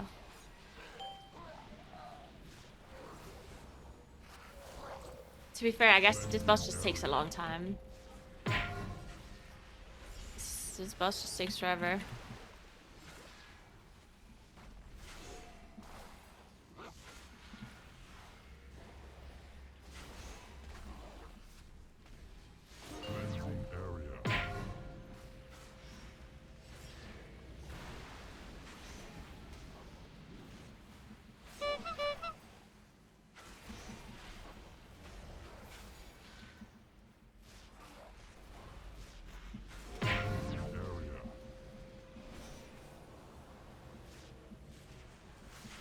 Yeah, it's not happening.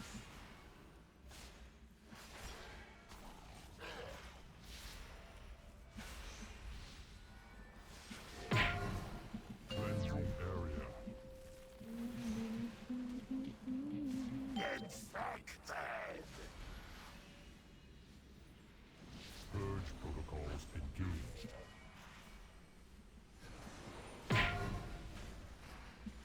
Purge protocols engaged.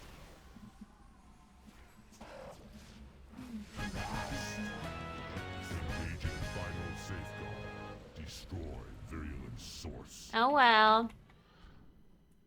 Go! Get help! I'll see what I can do from inside Uldir to stop this corruption. We tried.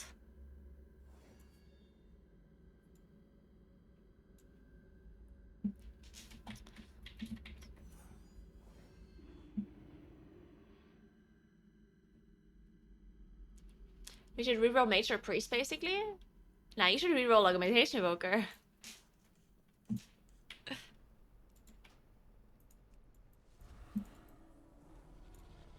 Nah, it had nothing to do with the tank pulling too slow. We wiped on Kragma. That's why we depleted it. We had to reset the boss. Because the priest died twice and then a tank died.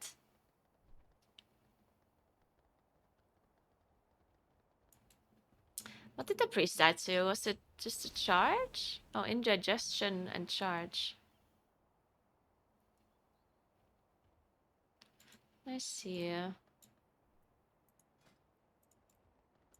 Alright. Oh my god, look at them. They have a rogue.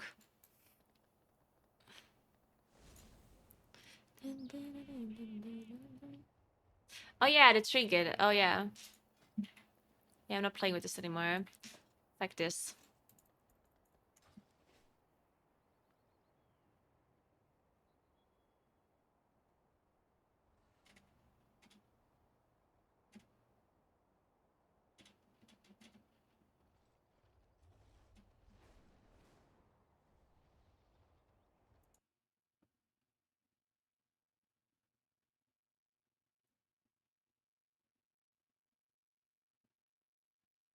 Do you sign up to keys that have off-meta specs? I do not.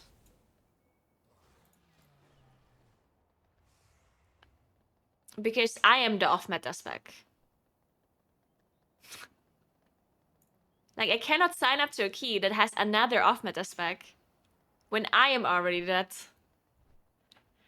Because let's say there's a group that has a rogue. If I join that key, then we either have to drop the Augmentation Evoker or the Shadow Priest. And I don't want to do that, right? So no. I don't.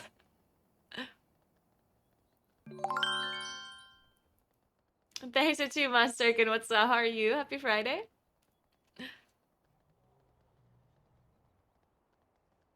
I don't mind if it's a different tank or a different healer. I don't mind that. I can totally play with a different tank that is not a Guardian Druid, or a different healer that is not a Paladin. But I'm not queuing up to a key that has something that is not an Augmentation Evoker or not a Shadow Priest. Because then it's just messed up.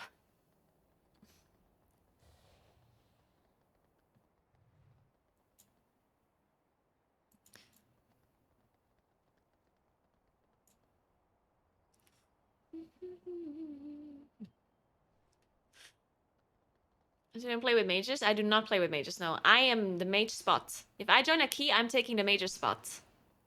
I cannot take any other person's spot. The only thing that you can play is mage, Moonkin, Augmentation Evoker. But then you're missing a PI and priest utility, which is just really not ideal. You can do it, but I wouldn't recommend it.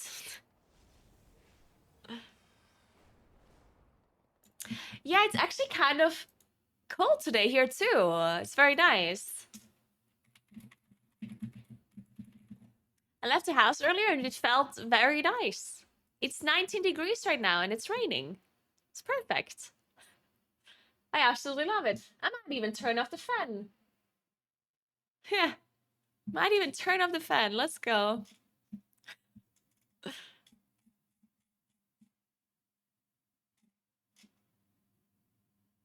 It's supposed to get hot again on Sunday though. Oh well. 2 days of not insane heat. I like it.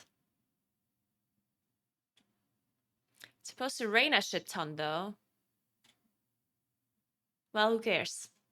It's not raining inside my apartment, so.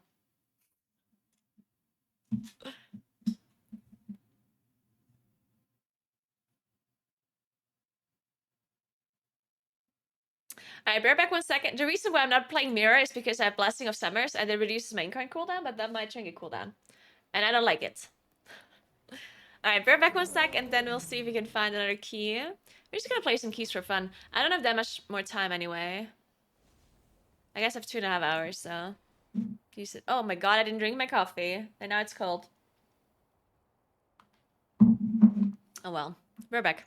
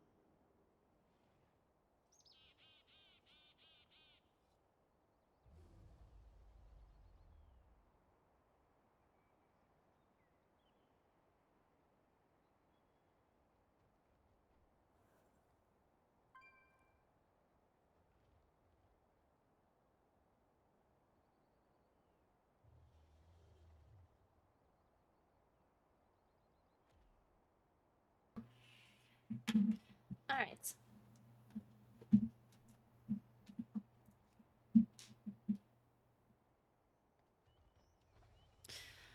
Let's see if there's a key. Is my score add-on just not updating, or is this their score?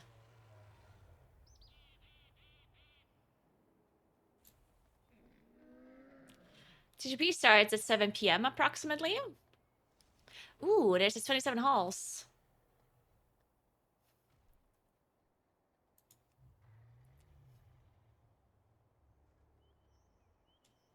Can this paladin heal the halls? They've healed the 24 only. I mean, I don't care. Might as well try. Why not? If I get invited.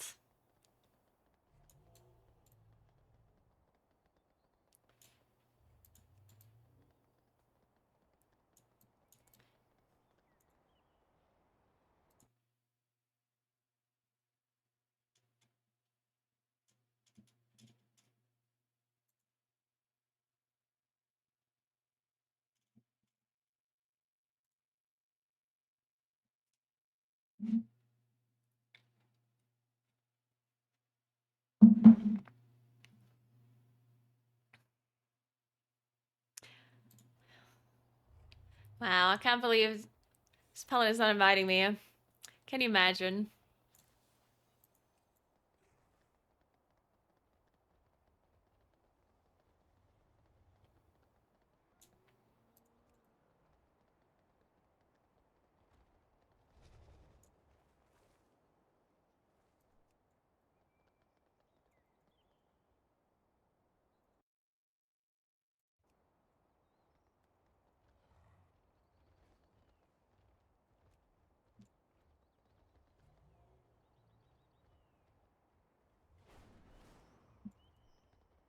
How do people do Breckenhide? I guess you play Frostmage in Breckenhide, right? I guess Frostmage just nuking the totems, huh? Yeah. I guess so. Man. It's very unfortunate.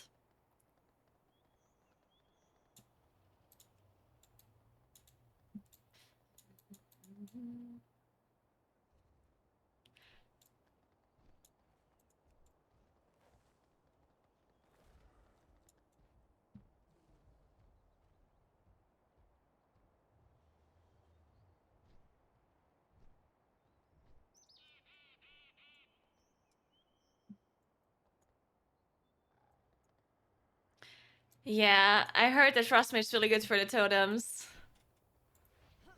Yep.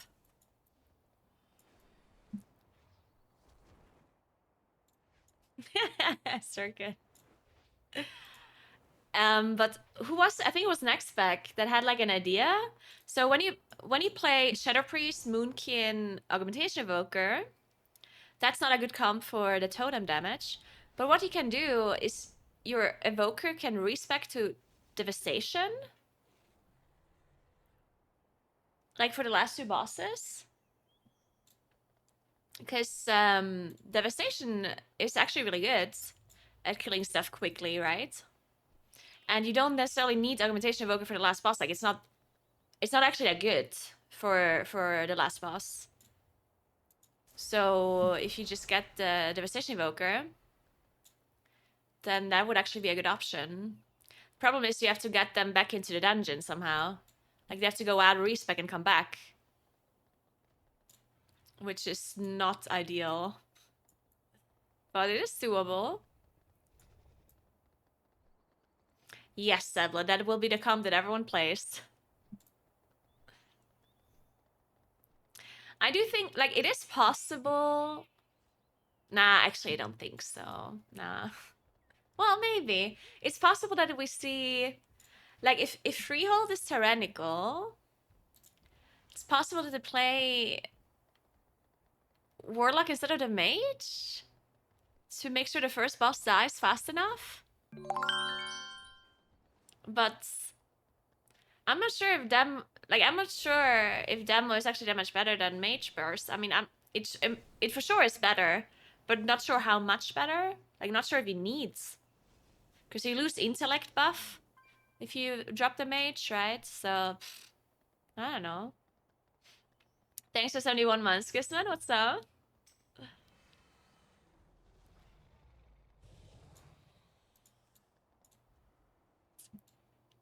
The paladin is asking me if I'm a big pumper. Man, I don't even want to join this key, actually.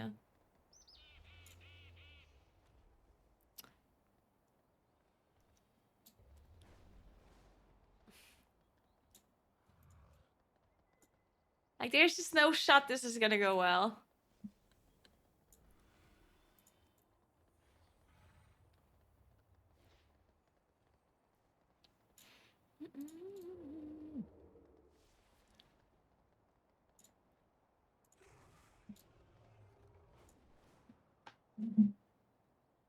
Like, I should be asking him if he's a big pumper, not the other way around, yeah? He's the one that only timed to 24. And now he wants to heal at 27. It's asking me if I'm a big pumper. You have to heal it. My damage is just fine.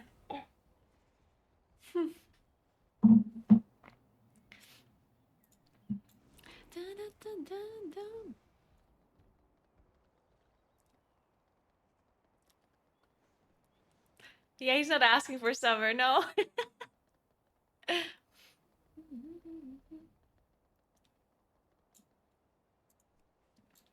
It has nothing to do with my ego. It's just like I personally think when there's somebody that has much lower score than what the key they're queuing up for, then like especially if you're asking a Moonkin if they do enough damage, then I feel like you're not gonna be able to actually do this key. Like it's a red flag for me. Like that's such a red flag. The highest key you've done in the dungeon is like 3 or 4 levels lower than what you're queuing up for, and then you only invite meta classes. Like only like the 100% meta classes. Like then you just know they want to be like quote unquote carried. You know?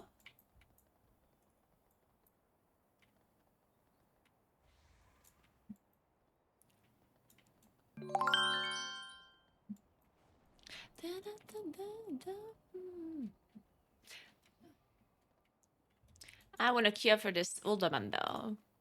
God, I hate Uldaman though. Do you guys like Uldaman?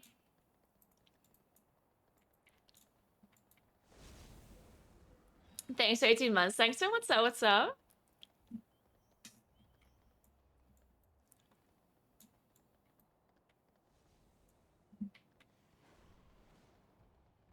Got declined to a 24 for a weekly while I've done 28 yesterday since I'm not Guardian. I love that. You like Uldaman, really?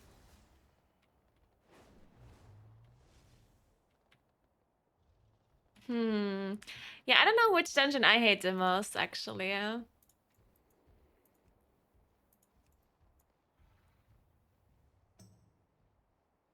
honestly don't like. I don't like Nelfaris, but I don't hate it that much. Like the thing with the chains is obviously just the worst thing. It's horrible. But I think I hate Uldaman more, and I also don't like VP that much. I don't mind. I like Breckenheight. I like Freehold. I like Androt. I like Lair as well. I also like 2. These 3 dungeons are like, eh. I mean, the main reason why I don't like Uldaman is because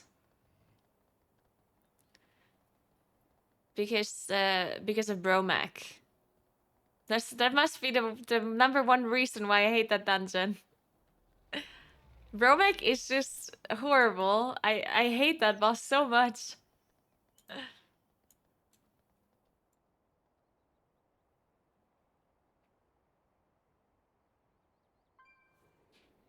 Same Circuit Blast. Oh my god. I hope they never bring back Siege of Borealis. What a horrible dungeon.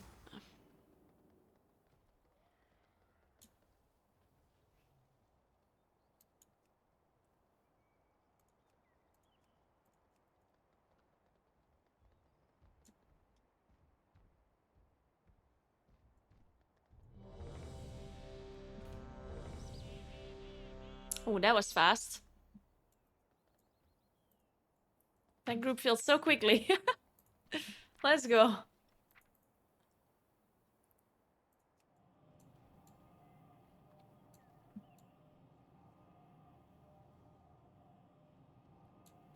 Yeah, I agree. I think Tyrhold has fallen under as a Moonkin on siege. Bromac, I think he just needs to Eliminate have some the sort of invading rotation of forces. externals on the totem spawns. Like, it's just so much damage, and I'm always sweating.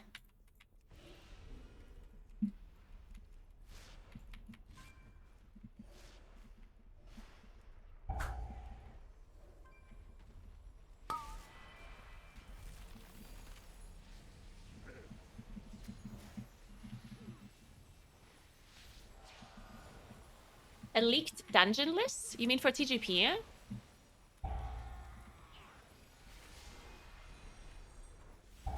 Or what?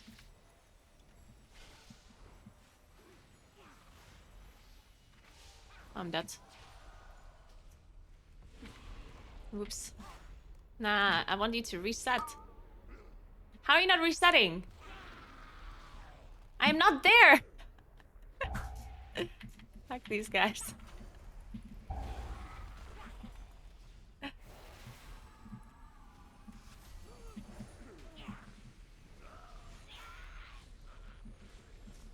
Oh, a leaked dungeon list for season 3. I haven't seen that one. What is it supposed to be?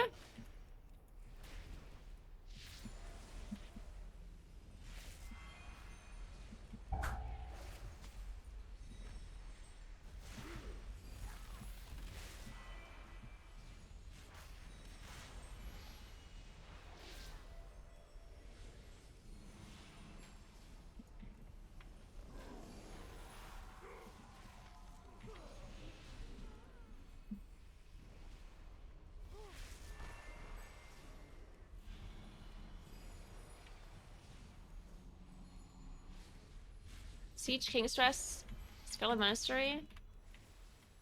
I mean, yeah.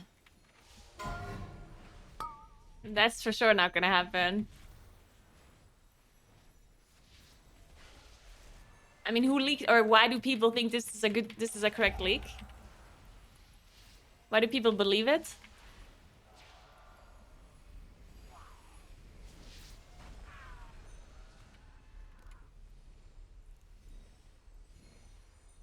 Oh, Mr. GM posted something.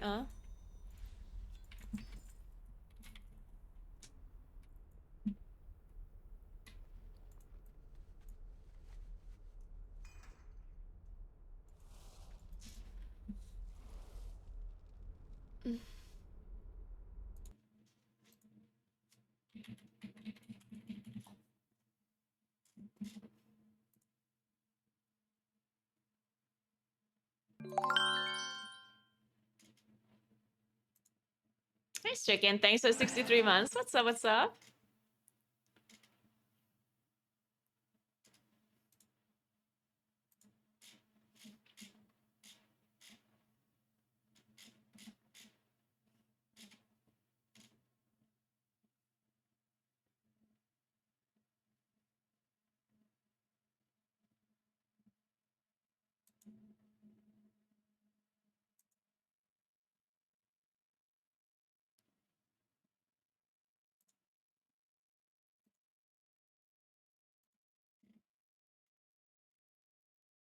Where's this, like, can somebody link it?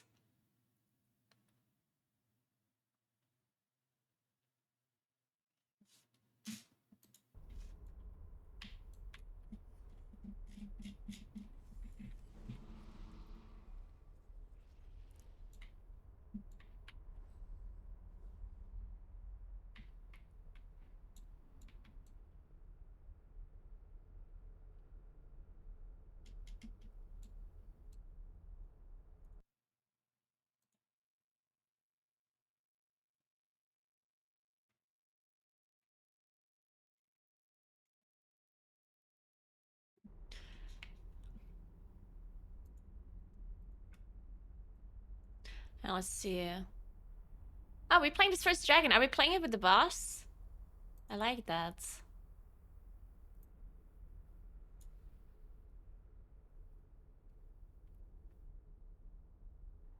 Oh wait, no, this is a bad route. Goes up. We need to go down.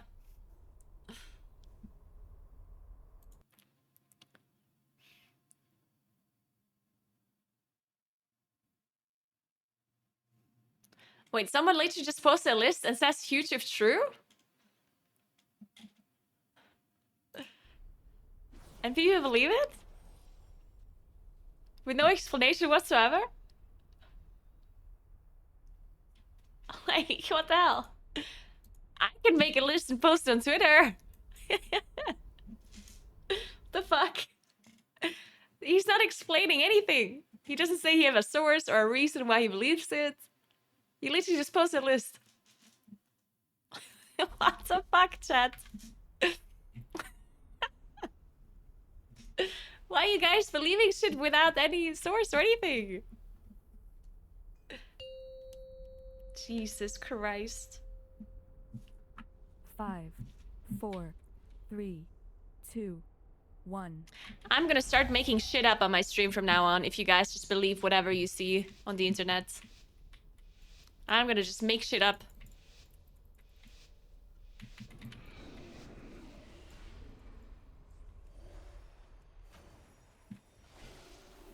Did you know if you subscribe to my stream, you do a little bit more damage in game?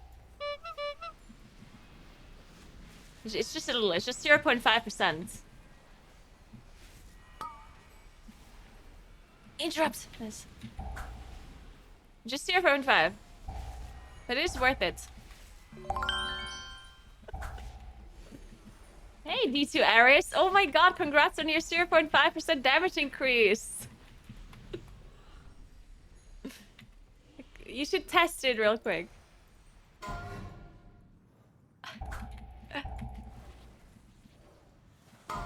It's true. I swear it is.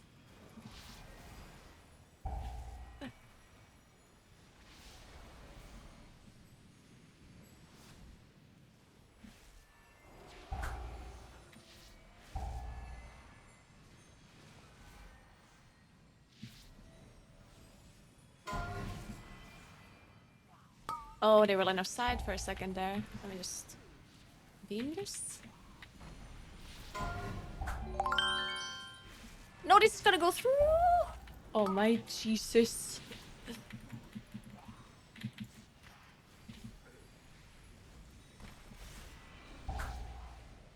Warrior mastery.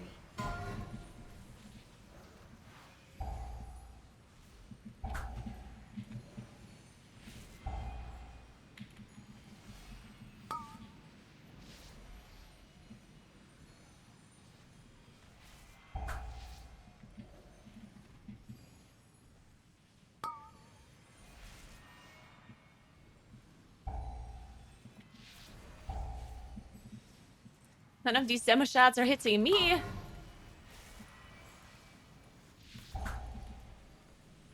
Oh shit.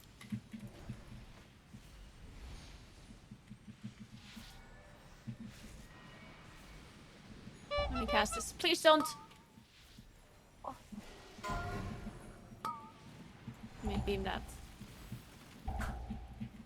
Fucking tornadoes everywhere. Stop.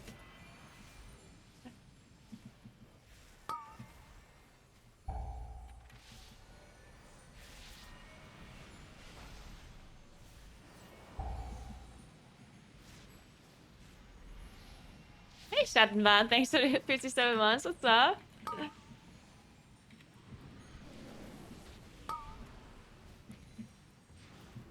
Alright, we all roared. It's nice. By all, I mean us too.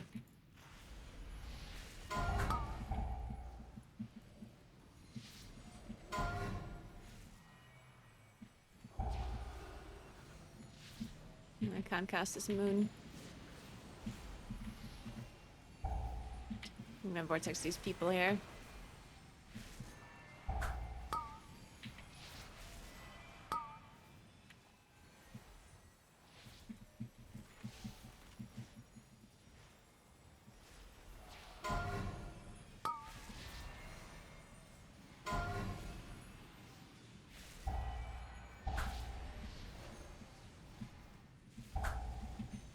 And I love Guardian Druids.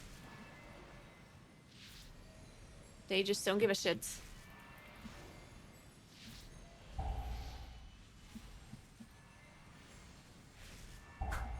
I guess he can pull even more because he's got Incarn ready now. Let's fucking go.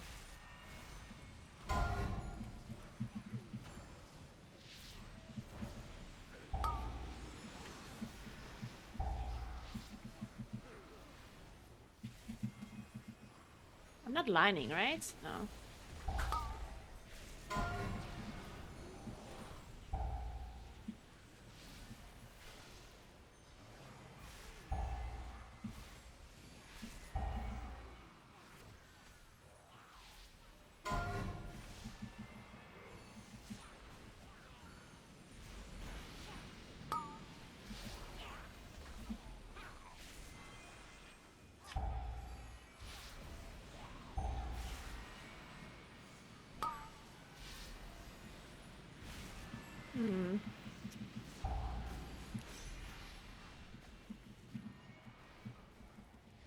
Oh, we lost at the first pull.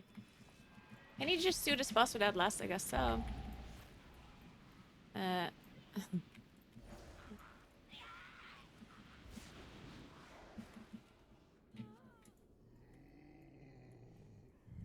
trespassers! I will not allow you through!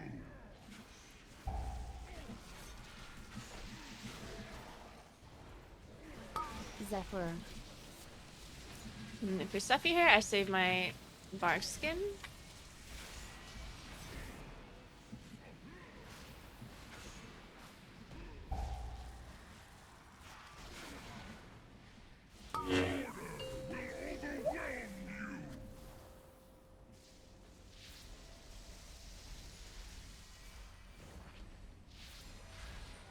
And bark skin this.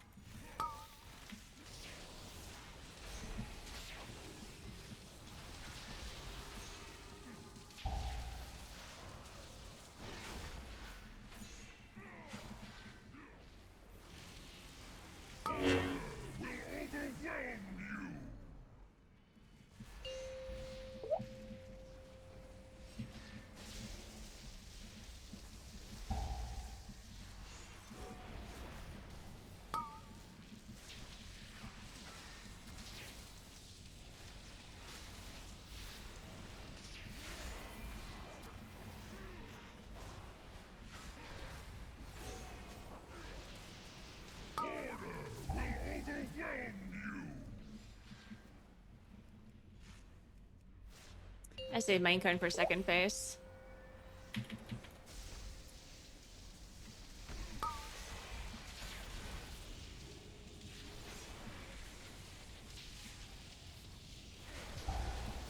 Awa.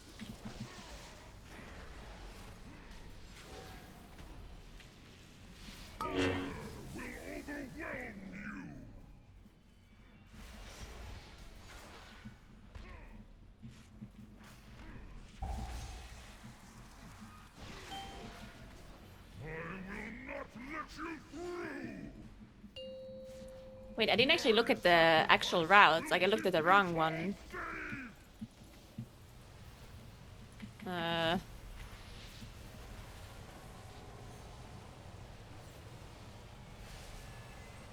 I roar this?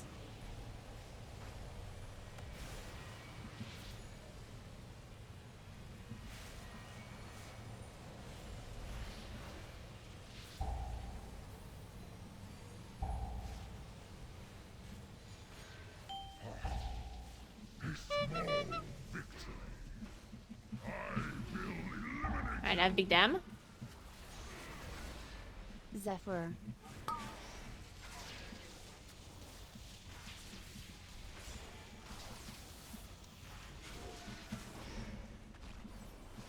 Warrior Mastery.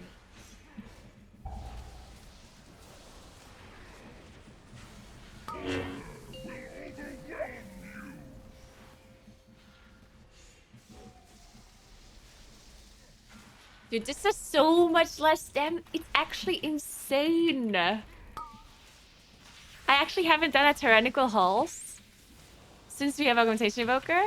Sacrifice. And holy shit. This, like, the debuff, like, the puddles to the grounds used to basically one-shot me, yeah? Like, not actually one-shot, but one tick of the field is like 80% of my HP, and it's 27? It's crazy, man. Evokers are broken. Well, and Paladin, I guess.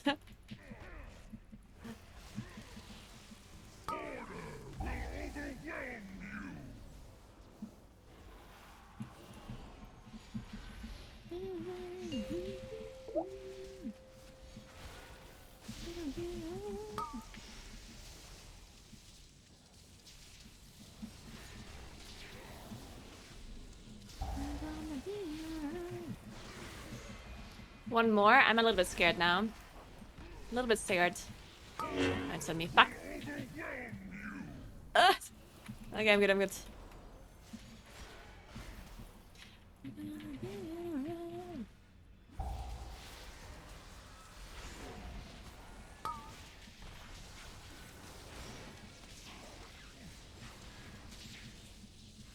Am I dead? Yes. Ah, should've just went bear form. Fuck! I knew it! The boss was so low, though. I thought I might get a heal, or the boss dies. And then neither of those two things happened. We're not doing frogs. Very interesting.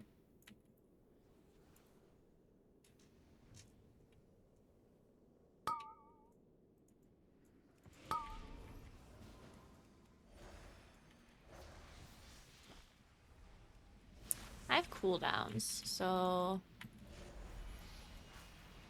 Pull all.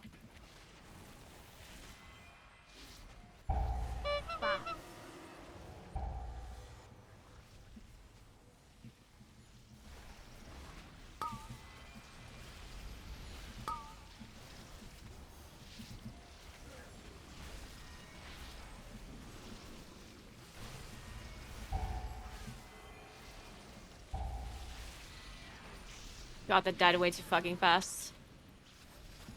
My cooldowns are still running. Shit.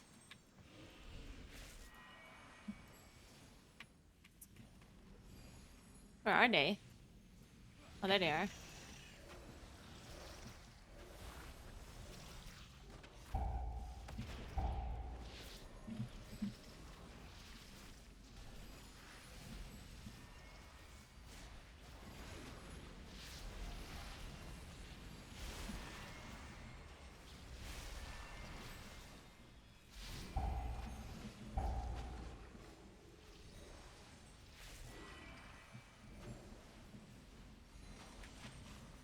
Guess I'm just gonna melee tank this frog. I have a pulsar proc if you want to keep going.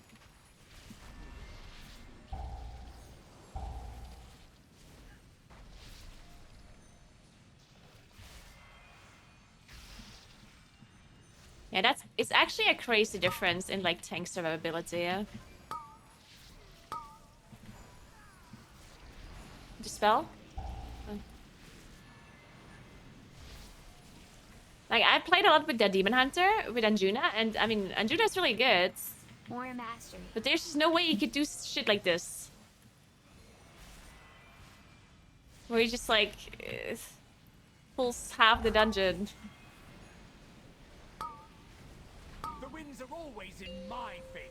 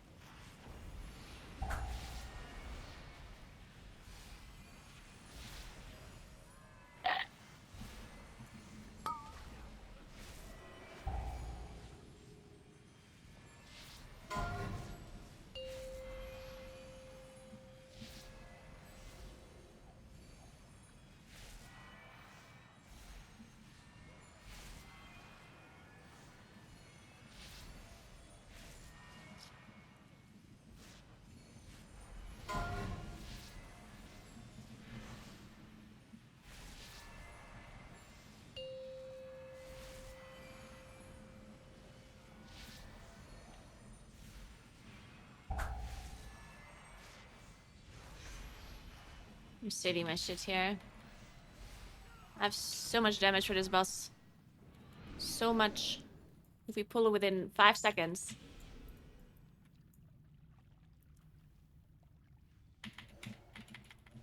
Alright, I'm going.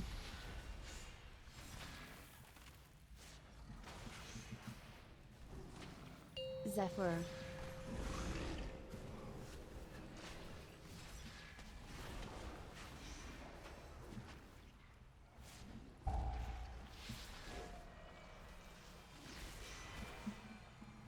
Oh, we didn't eat 3 of them. That is not ideal.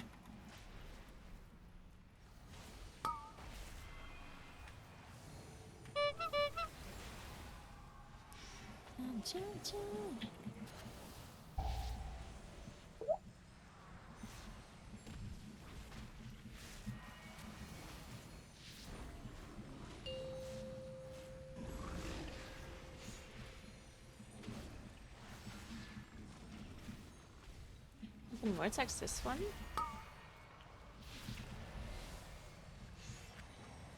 We're a bit spread out.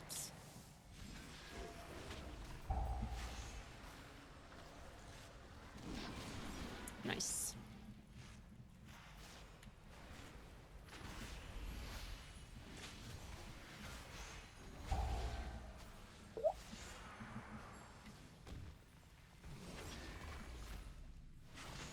Wait, so we're pulling this dragon? Like now? Like during the fight or afterwards?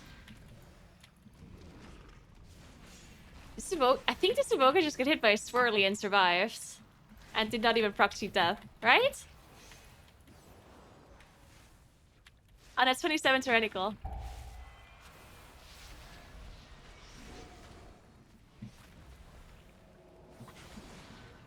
Bop. Nah, it's okay, it's okay. I'm not mad.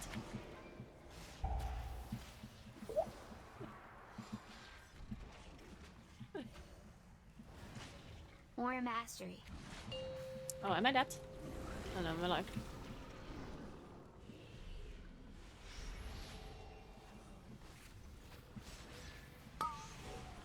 Zephyr.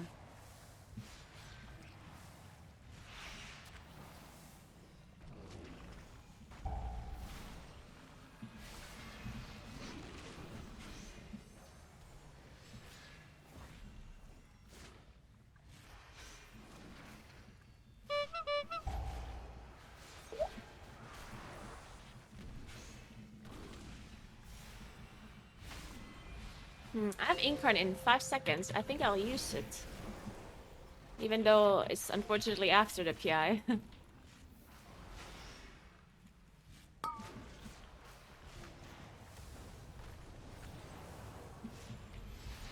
Because I'll get it again for the next boss. Because we do trash in between.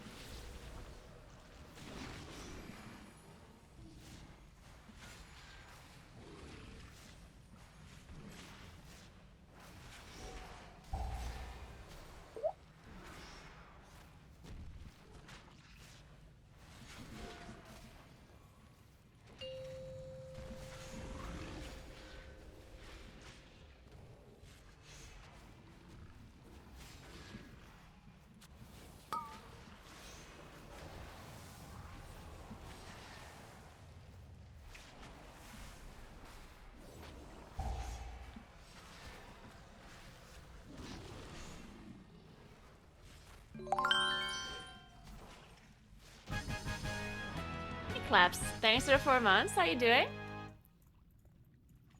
Or are we not playing this? Oh, I guess we're not.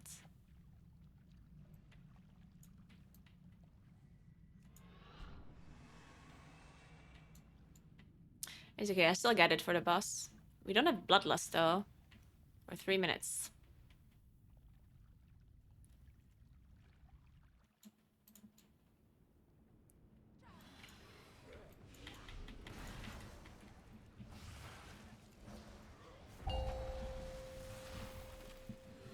Are we sacked?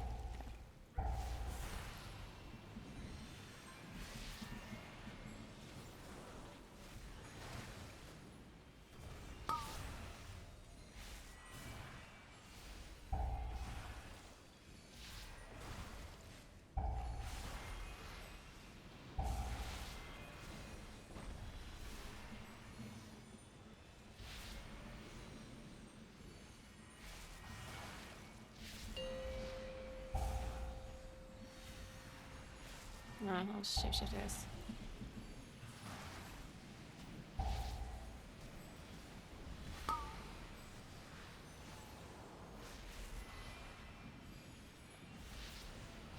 "30 seconds on Incarn, 60 seconds on Bloodlust."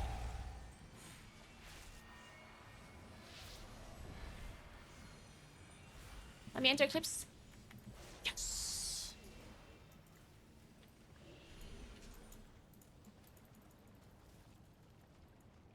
We'll build a new world, free from their corruption. I'm just gonna innovate this paladin. Ah, shit, my coolers aren't ready for a second here. Let me show ya the power of the elements.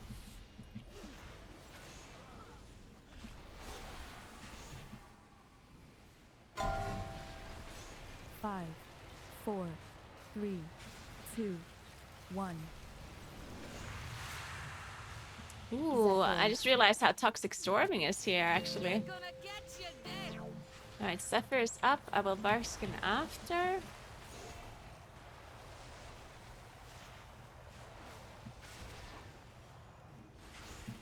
Let me show ya the power of the elements. 5, 4, 3, 2, 1.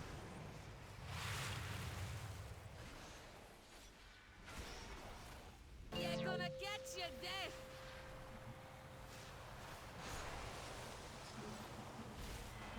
Look how much the druid is healing. Look at the guardian druid HPS. More mastery. Are you seeing this shit? Let me show ya the power of the It's elements. fucking insane.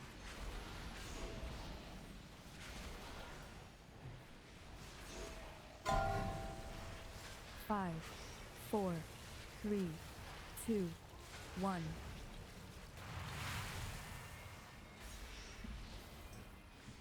Dude, that's actually insane. I didn't know they're healing that much. That's so broken.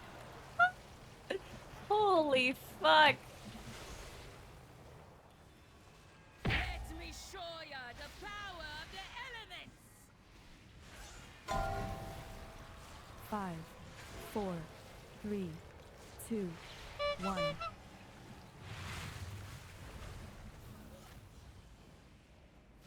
You're gonna get you dead. Zephyr.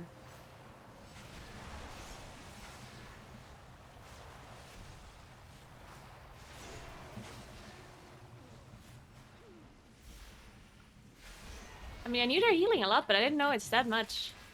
That's insane, actually. Let me show ya the power of the elements. My bad. Yeah. 5, 4, 3, 2, 1.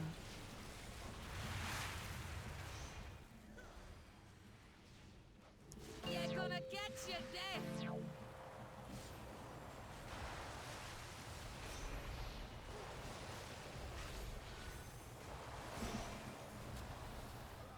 This one might be too close, yeah? Show ya the power of the elements. I want to go the back one. 5, 4, 3, 2, 1. I'm even saving my Incarn here. Fuck it. We don't need it. Sacrifice. Nothing can stop us.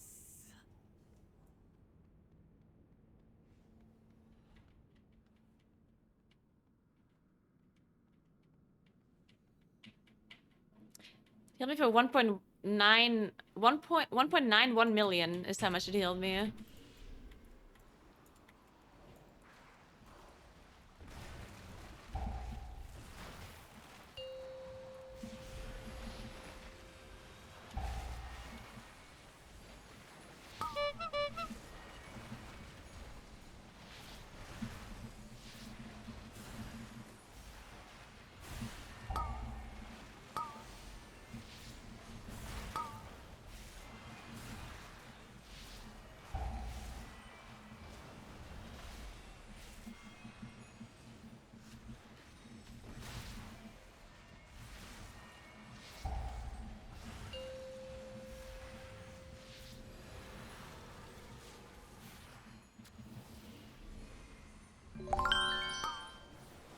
how much time we have left. Oh my god.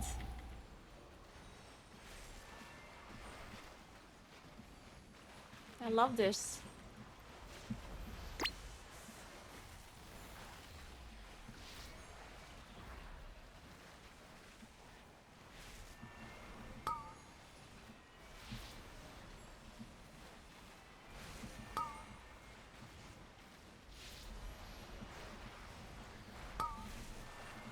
They might be dividing.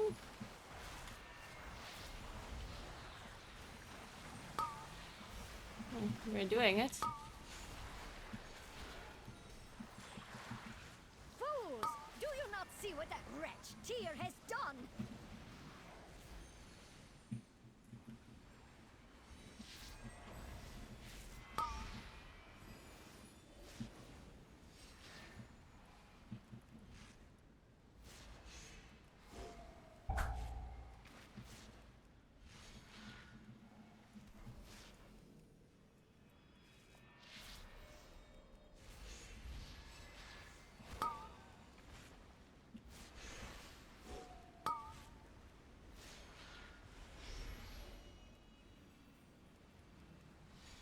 War mastery.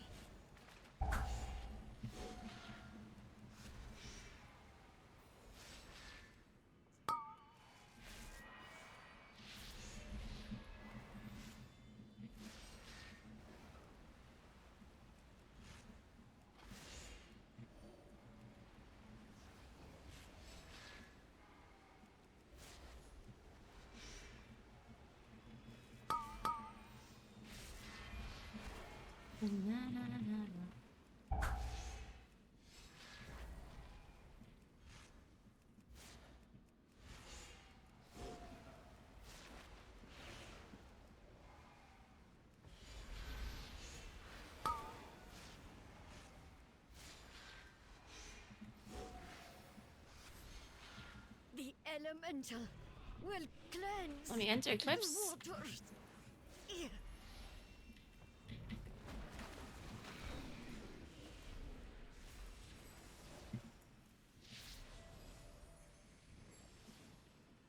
Alright, I'm ready.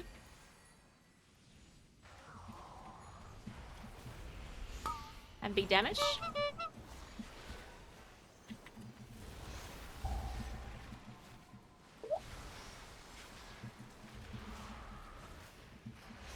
Oh, we had them divide. Guess we have to kill them then. So our tank doesn't die. I'm dead. Oh my god. Ah.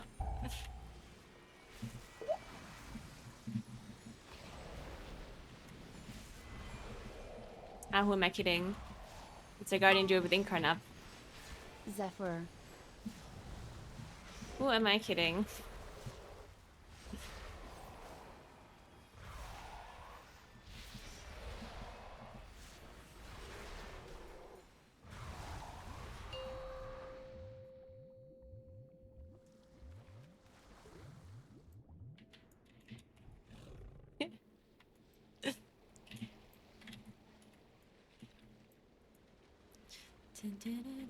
Oh my god.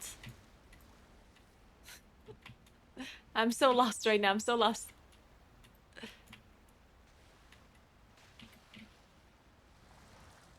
Alright, I made it. I made it. Oh no! Our evoker died. I'm gonna go arrest him. Oh wait, the paladin rest. Okay.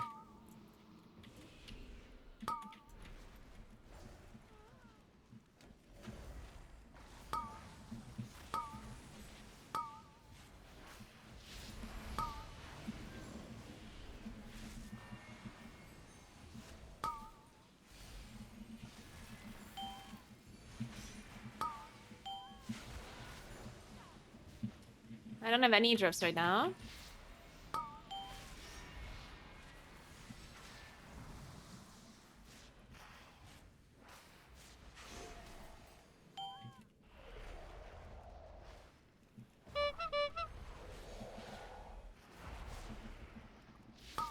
I'm gonna have to Or be careful from master. this. Actually, I don't.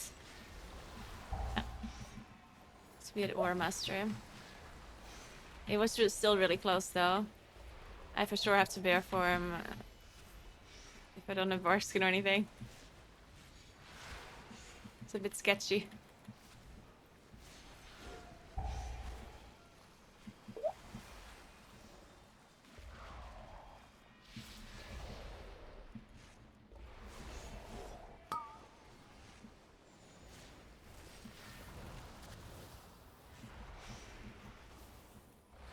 Yeah, after this I have all cooldowns and we have Bloodlust as well. So we can blast this boss.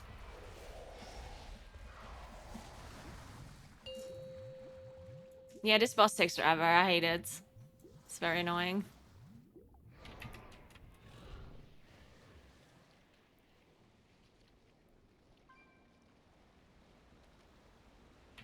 Nice camera angle.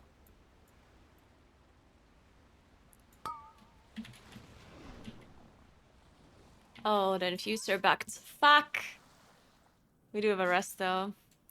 Why does it do this? Is it because of the mind control? Sacrifice. Like, why do they bug out? Like that. Should we use everything? Ooh, they're immune to Nox there for a second. Oh. No! No! No! I almost lived and I could arrest them! But then one more went through! No! We had 2 battle rushes! Shit!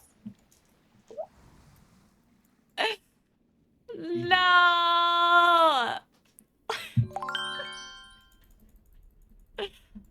Fuck! Man.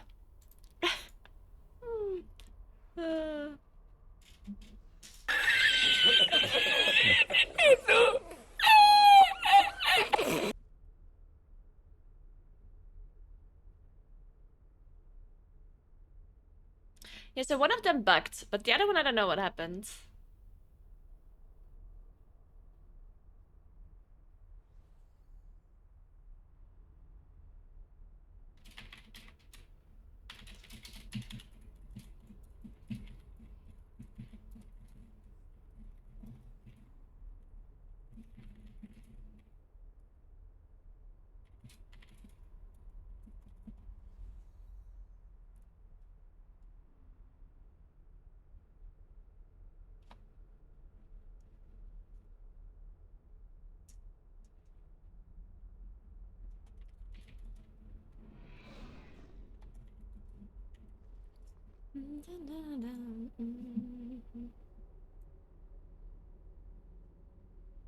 Yeah, it was a clean run outside of that last thing, obviously. It's so hard. I mean, we're obviously not on voice chat.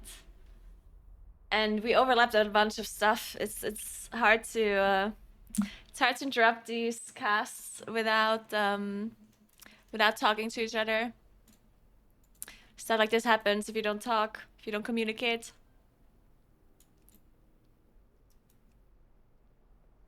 Everyone just gives up after the wipe? Well, because the key was depleted.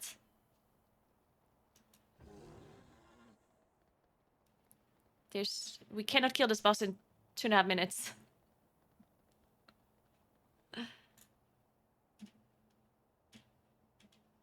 Naguura Ruiner? What do you mean?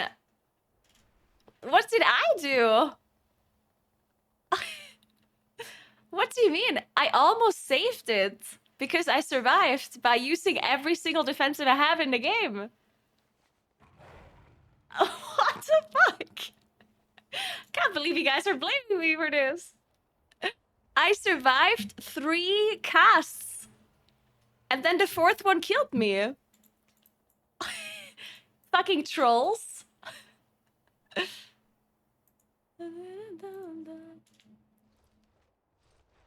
Look, I survived. Okay, I only survived 2, but still.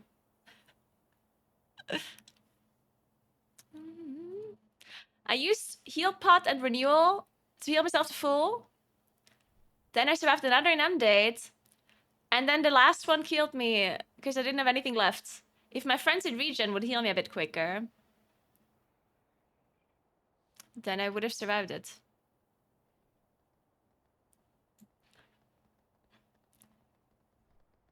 Skill issue. I had nothing left. There's absolutely nothing I could have done.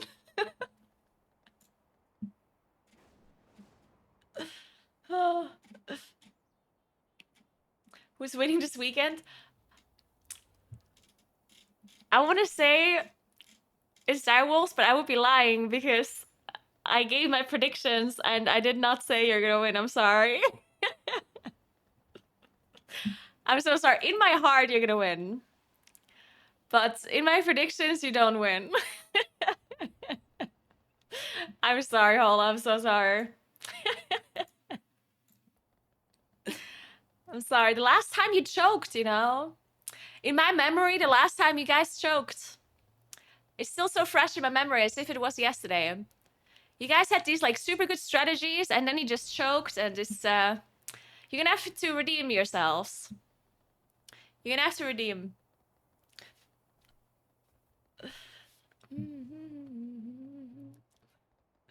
Yeah, it's gonna be TGP's at 7 p.m.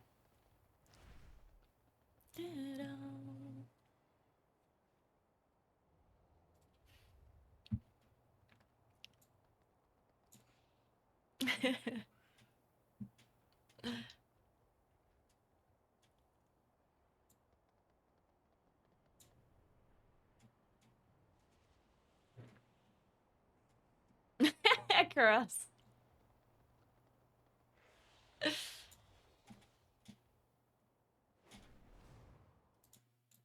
But man, if only 2 in days go through, we still time it, yeah? But there's three of them. If 2 go through, I survive, the tank survives. And who died? I think it was Shadow Priest. Oh yeah, Evoker, Shadow Priest died. And the Paladin, me and the tank survived. And then we had 2 battle rests. We could have rested them both. But then another one went through. It's very unfortunate. Actually, 3 people died. We still could have done it, I think. We don't need a healer. I would have just rested Evoker and the Shadow Priest. We don't need a Paladin for this, right? I don't think so. Thanks for 49 Staffix. What's up? What's up? No, I think I wouldn't have rested a healer. I don't think we need a healer. Or? I don't think so. Right? For the last boss. I don't think we need a healer there. Thanks for the Prime, Asantasha. Thank you so much. I will choke and it's 3 a.m. Thank you very much. Yeah, you always have an excuse though. And it's a good excuse too. Having absolute horrible time zones is... I do always feel bad for you. It does sound like a nightmare.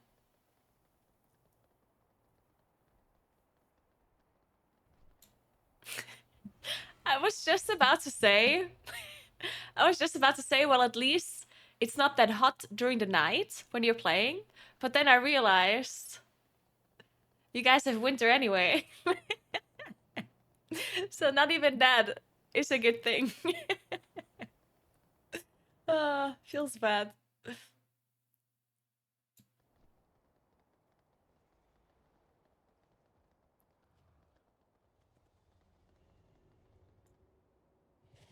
Yes, all 6 groups play at the same time.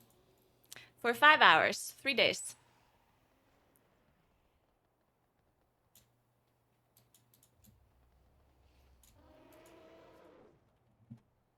Oops. Why isn't there anyone doing a 227 key?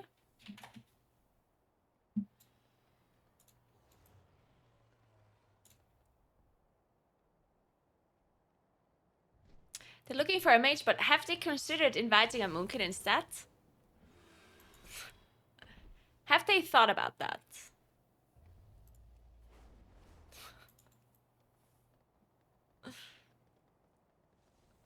TGP is at 7 p.m.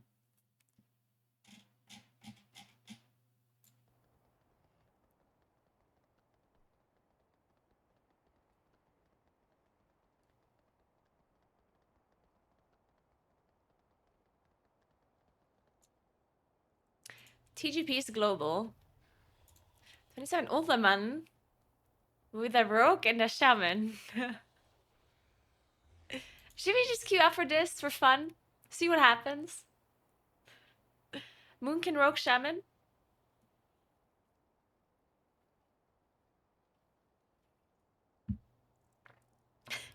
No, I'm not even gonna queue for this. There's no way I survive Bromech without a evoker.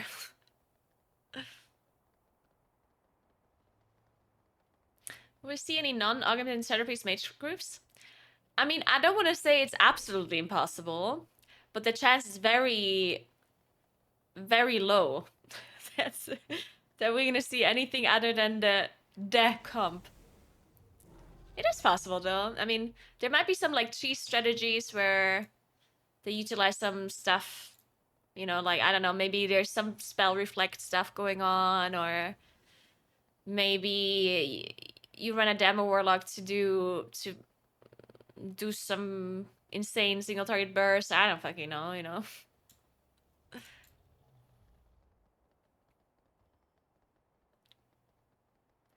But it's probably just gonna be the same thing. The good thing about TGP is that I don't think it actually matters what comp they play that much. Like, I think in MDI, when you only see two teams play against each other, then it's a bit annoying when they all play the same comp. Because then there's no difference, you know, like, it's like the same thing on both sides. And it's kind of like meh. But on TGP, there are 6 teams that play simultaneously. And the comp is kind of like a secondary thing. Like, it's not that interesting. Like, the difference between... Like, imagine one team plays Vengeance Demon Hunter, Moonkin, and the other team plays Guardian Mage. Like, there's not much to see then, you know? It's like, oh, the Moonkin is tapping the damage in this group. It's like, oh, the Mage is tapping the damage in this group. Oh my god, you know? It's like... crazy how that works. But I don't think we're gonna see really any variety. It's just gonna be Guardian Druid, Holy Paladin, Augmentation, Shadow Priest, Mage.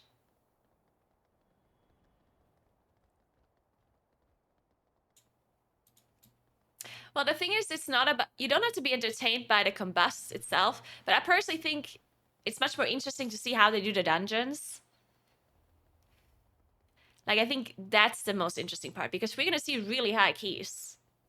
Like, we're gonna see, like, 31s or whatever. And that's gonna be interesting, right? Like, how they do those high keys and what they have to do to survive them and stuff.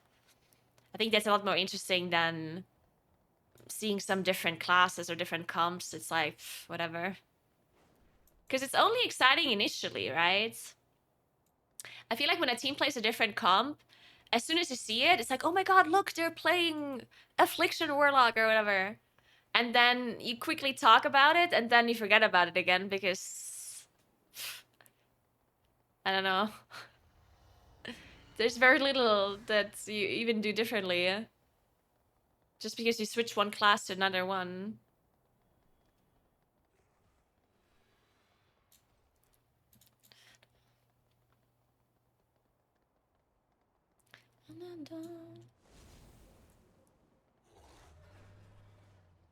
I think so, at least. But yeah, we'll see. Maybe there's gonna be some surprises. I think that it's... Like, it's possible that the lower ranked, the lower seeded teams might play something else. Just because they might not have the classes prepared, possibly. You know? Like, maybe some of the lower seeded teams don't have anyone that can play Mage? Or anyone that can play Augmentation Evoker? Or Paladin? Or I don't fucking know, you know? I guess it's possible that they play something else just because they literally can't play it or didn't prepare it.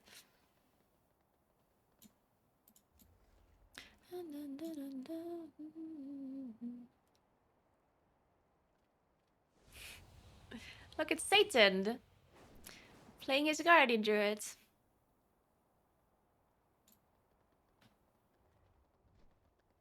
Yeah, that's what I was thinking, Relo. Like, I was thinking, even if you have a group that has like a pure one trick that qualifies, because the time trials were in a completely different patch, right? So it is possible that somebody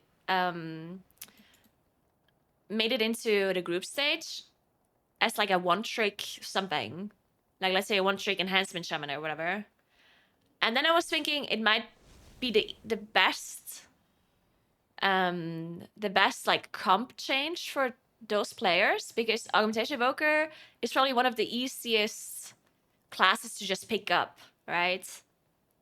Now, if you want to like super maximize Augmentation Evoker, I'm sure it's not like super easy, but to just play a basic Augmentation Evoker, it's not hard, right?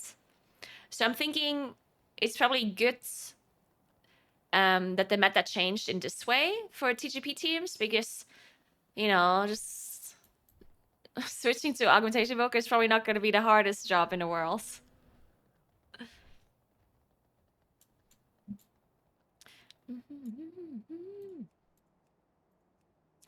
Let's see if Satan invites my poor Moonkin.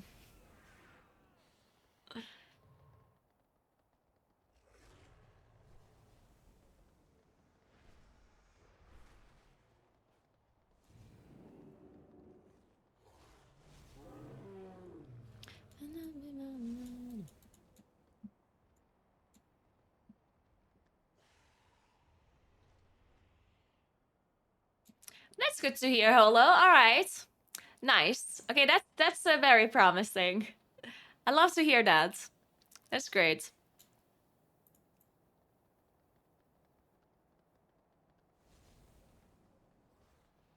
No, banning classes that's illegal. No, no, no, no, no, no, no, no, no, no, no. That's no. Like the one and only benefit for class banning is the viewing experience. It completely ruins the competitive integrity of the whole tournament if you have class bans.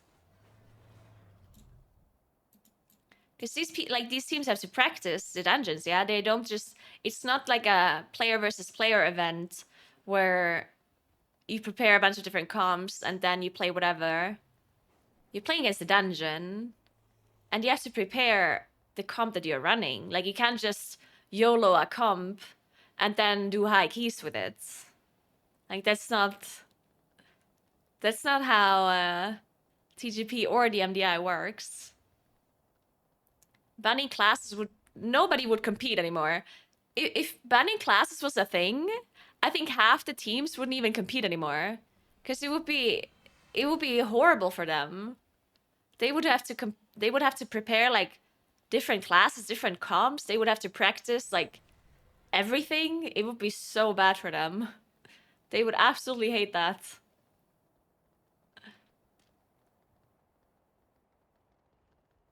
Yeah, unless the classes are banned before you started to... Yeah, that would be a good point. Like, if Blizzard says, hey, you guys can't play Augmentation Evoker this weekend. But then that doesn't really solve the problem that the class ban is supposed to fix, right? Because the people that want class bans to be a thing, they want variety in compositions. So if you tell the teams, hey guys, you can't play Augmentation Evoker, then there's still no variety. Then people just don't play Augmentation Evoker, and that's it, right?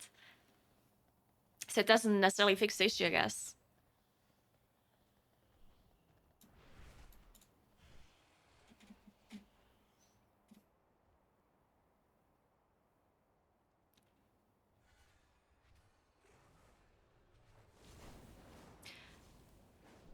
But you're not gonna have many viewers if every comp is Augmentation Evoker? I mean, I feel like if you're only watching TGP or MDI to see different comps, then you're not gonna watch MDI and TGP for very long anyway, in my opinion. Because that's not... Like, I just don't understand how people think that's the most important part about those two tournaments. Like,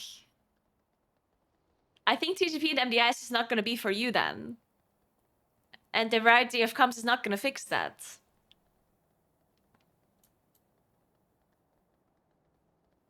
Thank you so much for converting your sub, bro. I appreciate that.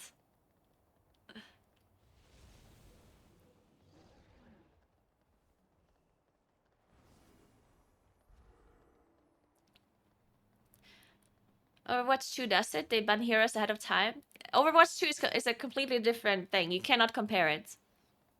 It's like comparing it with League of Legends champions. Like, it's not the same. Good morning, Shunji. What's up? I'd watch it more if there was something more hype than just here's the same thing again, except enemies have slightly more health. But that's how M+ works. Like, I'm just not sure what people are expecting. Like, isn't it the most logical thing that in a competition like TGP and MDI, you're gonna see the same comps? Because they're all trying to do the highest keys or the fastest keys. So they will try to figure out the absolute best route, the absolute best comp, and they will execute it. And they will all do the same thing once they have figured out what the best is, right? Why would one team play something different, even if balancing is really good? Like, even if balancing would be super, super good, you would still see the same a lot of the time, right? That's just the nature of how Mythic Plus, or in general, PvE works. Like, look at the Race to Wall first, in raiding. The difference in compositions is very minimal, right? There's sometimes a little bit of a difference between what Echo plays and what Liquid plays, but very minimal stuff. Like, you're not going to see a completely different 20-man raids in one guild versus the other guilds. And why is that? Because they know what's best and they'll just play what's best, right? And there's never going to be any, like, additional variety unless you force people to get more variety. But if you force the players, then you lose competitive integrity, right? Like, that is, you have to remember that. Because technically speaking, Blizzard could say, hey guys, you have to play this comp, right? But, like, where's it? Like, it ruins the whole thing about what TGP is about and what MDI is about. TGP is about doing the highest keys possible. And if you're forcing them to play a comp that is not the best, then they can't do the highest keys possible, right? And isn't that the complete opposite of what you want from a tournament like this? Like that?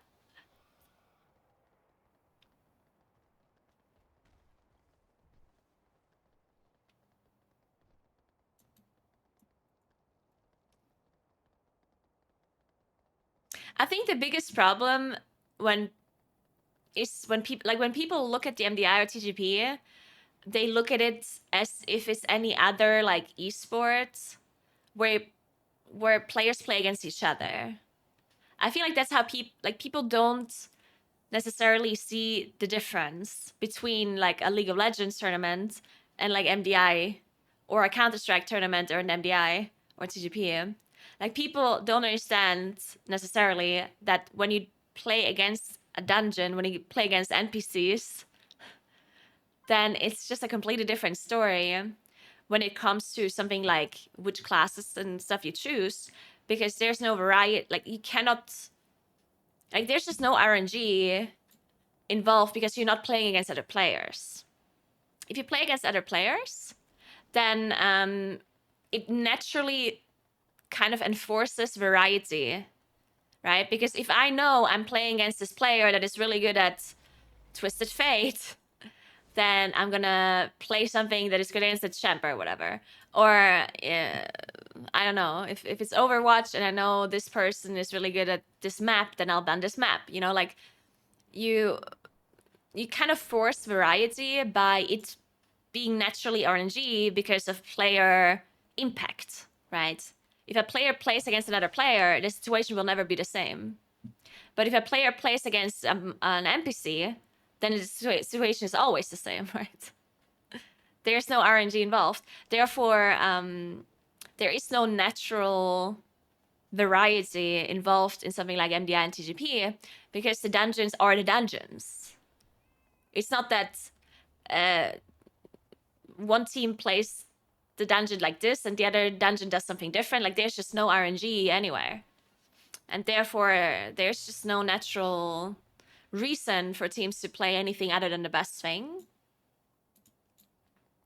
And yeah, you can force it through rules, but that's just not really possible without either completely ruining the purpose of the tournament or completely ruining the experience of the competitors. And that is something you have to keep in mind as well, because MDI and TGP are not super famous esports. So there's not that much money in these tournaments. And the players that are competing, they're putting a lot of time and effort into it without getting that much money in return. So the more annoying you make it for the players, the less people are willing to even compete at all, right? And that is a problem, because, you know, like, if at some point you only have 5 teams competing that are willing to put all of this effort in to get a little bit of money in the end, it's like, huh.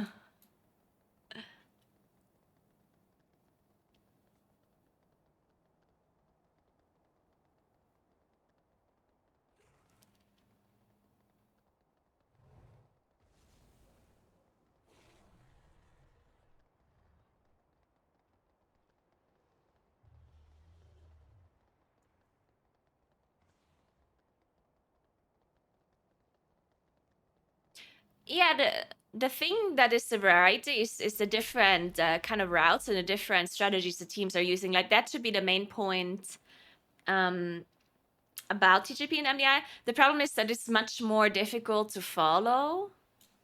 And that makes sense, right? Like, if I'm a more casual viewer, like if I'm not super invested into the TGP and the MDI, then the first thing that I see when I open up the stream is the compositions that people are running, right?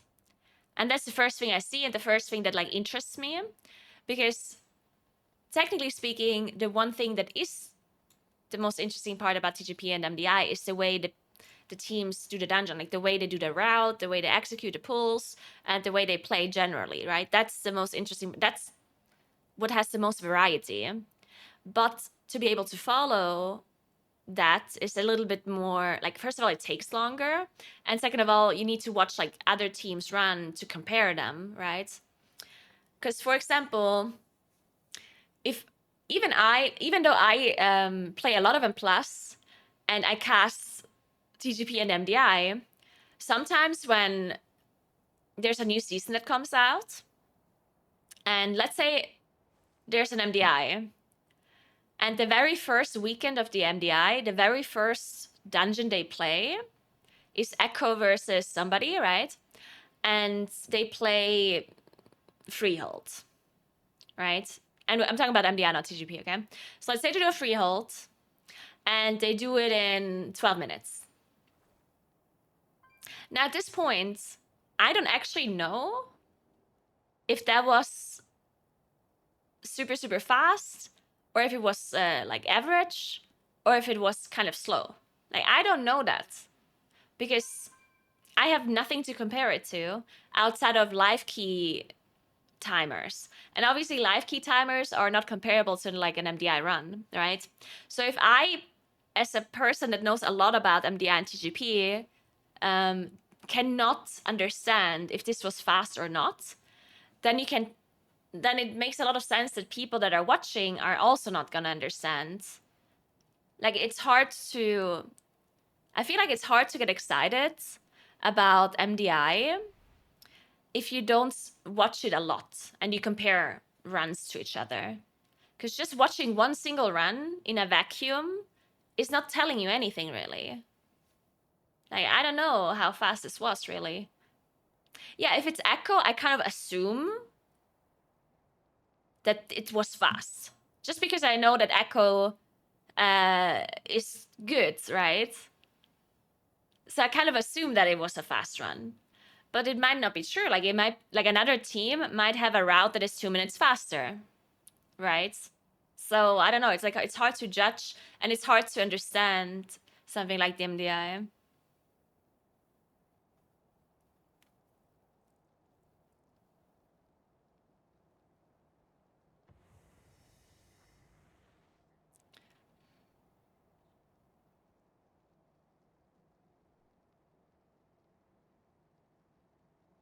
I mean, I understand the classes are not balanced right now. Like right now, the balancing of class is super horrible. But even if the game was more balanced, you would still see the same comps. Like,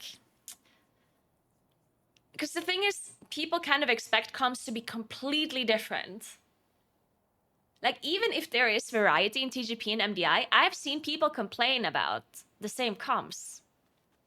Like, people literally expect one team to play these 5 classes and the other team to play 5 completely different classes. And then they're happy. Like, I've seen seasons in the MDI and TGP where teams actually play different comps. Like, where people play different healers and different tanks and different damage dealers. But if there was one class that was in every group, then people were already like not satisfied. Like, people complain about comps no matter what. I swear, like, you can literally look at the screen and see like 3 different classes on both sides. But if both of the teams play mage and both of the teams play rogue, even if the rest of the comp is completely different, then people are like, oh, where's mage rogue? You know? And at that point, it's like, okay, how are you gonna make these people happy? They're only happy if every single class is different. You know, it's like, how are you gonna solve that issue?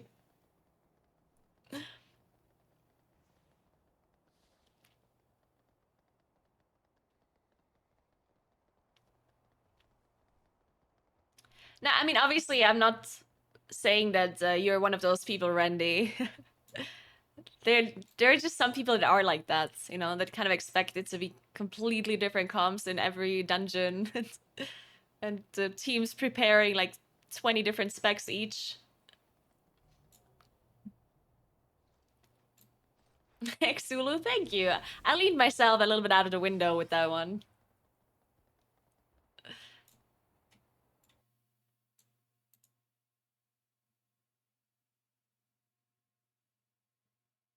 Maybe MDI and TGP is really not for me. I just want to see how high non-meta specs can go. Well, then you have to watch the off-meta tournament, right? If that's what you want to see.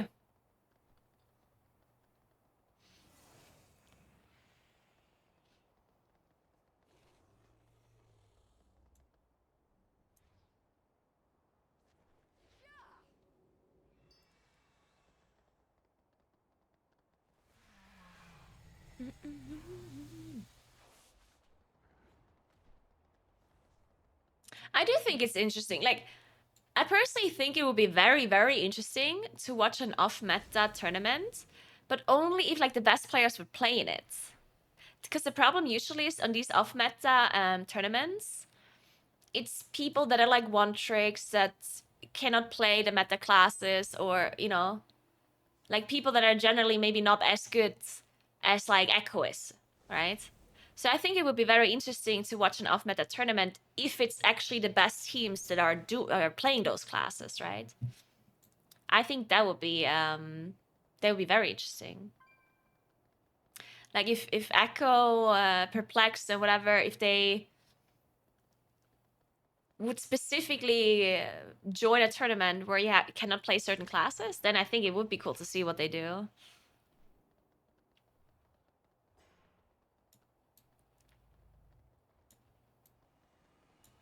It's 5 hours each day.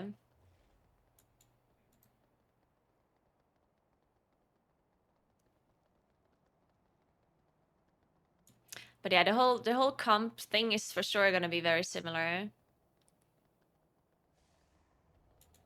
Your opponent gets to choose what class you play. Yeah, no one would compete then. Trust me. There wouldn't be anyone competing in a tournament where the opponent can choose what class you play. Not one team would sign up.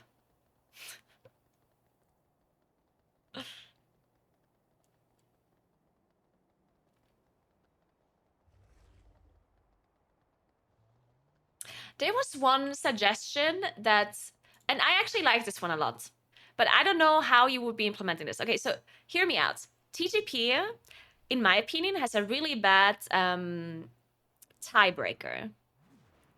I don't like it. The way the tiebreaker in TGP works, in case you guys don't know how TGP points work in general, if I time at 27, I get 27 points. If I time at 30, I get 30 points. If I time that same dungeon at a timed on 30 and a 31, I get 1 extra point, right? So each level gives you a point, basically, right? And in the end, whoever has the most points wins. But if 2 teams have the same amount of points, like if 2 teams have exactly 200 points or whatever, then there's a tiebreaker. The first tiebreaker is time. So they will look at how fast you did those highest keys that gave you the points, and then you add it all together, and whichever team was faster wins. And I personally don't like that. I personally think it's very like it just goes against what TGP is about. If to look at the speed, I think. I personally don't, because doing the dungeon faster already gives you a benefit in general, because you only have 5 hours per day, right? So doing things quick is already a benefit for your team. So if in addition it also decides a tiebreaker, I feel like it does not really make sense, because the point of TGP is doing the highest keys. It's not doing the highest keys the fastest, right? So I personally really don't like the tiebreaker. And there's like different ideas that were like floating around on how you could do the tiebreakers differently. And one of the ideas was that if you do the same key again, like let's say you timed the 28, if you can time that 28 again, like with a different, with one class being different, that you would like somehow that it would count like as slightly more. You know what I mean? So let's say you get to a key level that is the highest you can do in this dungeon. Let's say you can do a 29 Uldaman, and that's the highest you can go. You cannot do a 30. Let's just say that's like you absolutely don't know. You can't do a 30, right? So you have the 29, and then you just do the 29 again with a different comp or whatever, or a different class, or you switch the mage for, I don't know, something else. And if that would somehow like count slightly more, only for tiebreakers, I'm talking about tiebreakers right now, then if that would be the decider, it would kind of enforce class diversity a little bit. Like it's very unlikely that people would actually do this a lot, but it might happen like at the very end of Sunday. So let's say on Sunday there's 2 hours left in a tournament and 2 teams are tied on points and they know they can't do any hierarchy, then they just do a dungeon with a different class or whatever, right? So this wouldn't happen like a lot, but I feel like that would be interesting. But not sure how much it would even count. I don't know. Like it's kind of hard to make that even work properly, with it making sense logically.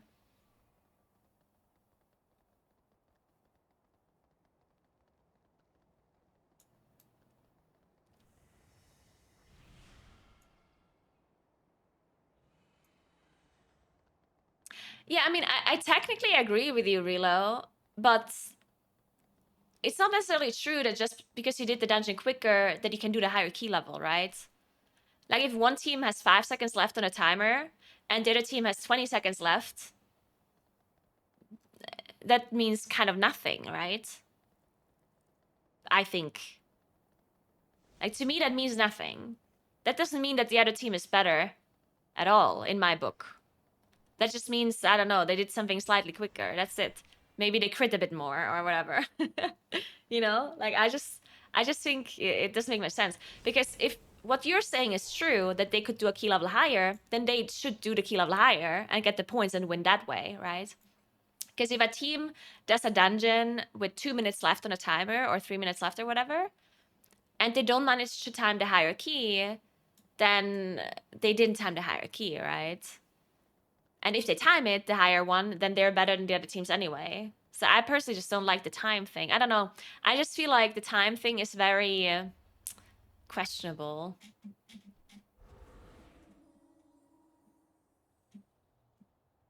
Oh yeah, the highest key done is the first tiebreaker, sorry, which in my opinion almost never like really decides anything. But at least that's more interesting than time. Highest key level done. Maybe it was just less interesting the last time because you had easy keys that were going much higher. Because, yeah, the first tiebreaker is not time. The first tiebreaker is who has the highest key level. So if two teams have the same score, and one team has timed at 31, and the other team has timed a 30 or two 30s, then the team with the 31 actually just wins, no matter the timer. That's the first tiebreaker. That one is more interesting. I guess I just didn't really... I forgot about it almost because that tiebreaker sucks if you have a really easy dungeon. Like the last time it was like Junkyard or whatever. So everyone had like a 35 Junkyards, and that was the tiebreaker. And it's like, okay, whatever, you know? Like, no one gave a shit about that. But this time it's gonna be more interesting, I think, the highest key timed. Because I think there's a bunch of keys that are probably gonna go really high, but there's no clear outlier, probably. Maybe Neltharis.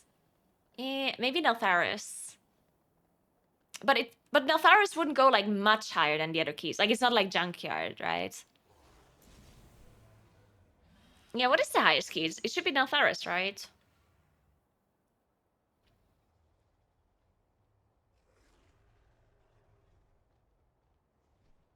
I honestly don't know. Like, I don't know how high you can go in some of these other keys.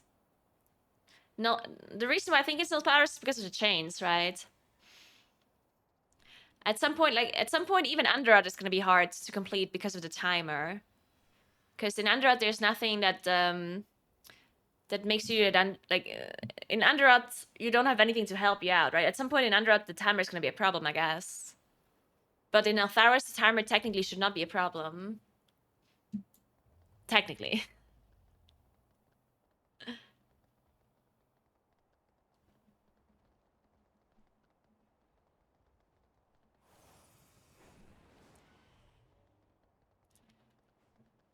You think Freehold and Bracken? Yeah, Brackenhide actually a good point. Brackenhide timer is really lenient, I guess. Maybe.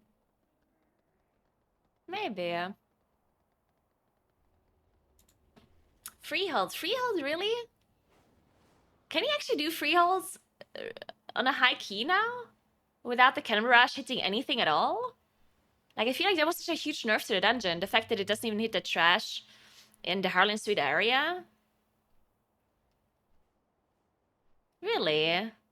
Huh. I mean, I guess you can, if you really, like, maximize... Like, if you're super efficient in freehold, I guess, with doing trash and bosses and stuff, or around the RP and stuff like that, then yeah. Yeah.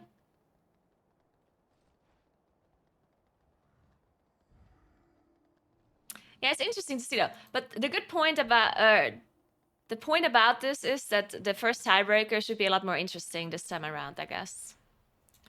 Yeah, I just hate that the highest key tiebreaker, or it was kind of useless the last time, if I remember correctly. It was kind of irrelevant. But now with the keys not being like super imbalanced anymore, I think it should be more interesting. Hopefully, yeah.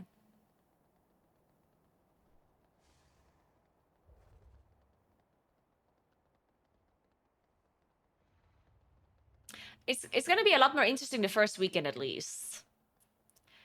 Cause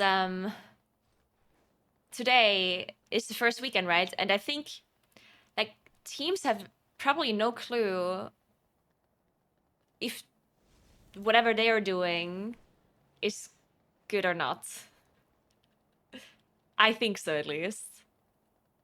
Because the first weekend of a new season, like we have completely new dungeons that have not been done in TGP at all, right? Or in the MDI. And we have a completely new like patch that came out that changed the meta completely 1.5 weeks ago. Like, I'm sure whatever the teams come up with is gonna be very like maybe some team just completely smokes everyone because they have a much better idea about everything.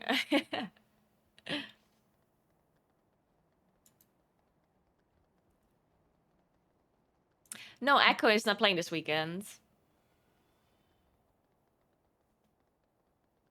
Because the teams that play, the teams that are in Group B and in Group C, they're going to see what they do today, and they're going to get a little bit of an idea. Like, it's going to create a baseline, right? After this weekend, teams are going to know, okay, you can do Fortified Uldaman 29. Oh, you can do Neltharian's Lair, Tyrannical 30 or whatever, you know? Like, it's going to create, like, a baseline, and then the next weekend, people know, okay, we have to do this key at least at that level. And then we can try to do one more. But they have like an idea on what they should be doing at least. But this week, no one has an idea on what they should be doing. This week, people are just like, yeah, might work or might not, who knows?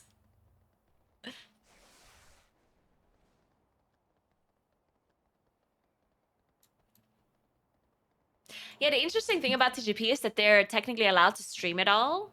Like, all the teams are allowed to stream, but none of them are gonna stream. Which honestly sucks a little bit.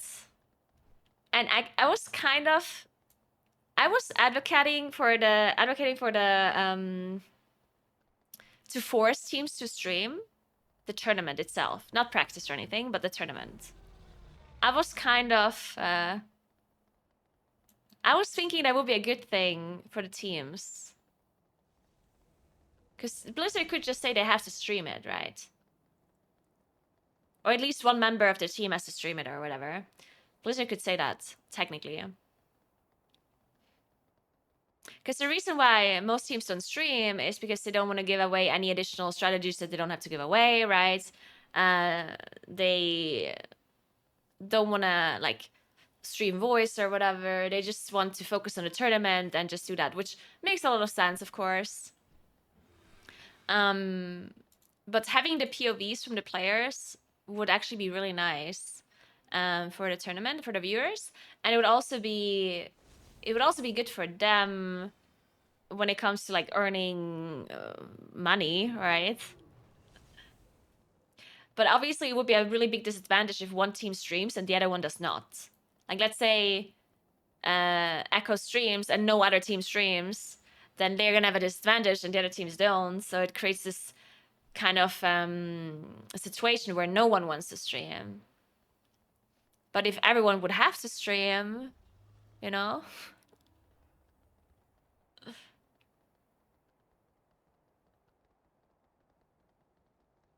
Yeah, sometimes they don't want to give away weak auras and stuff like that as well, yeah.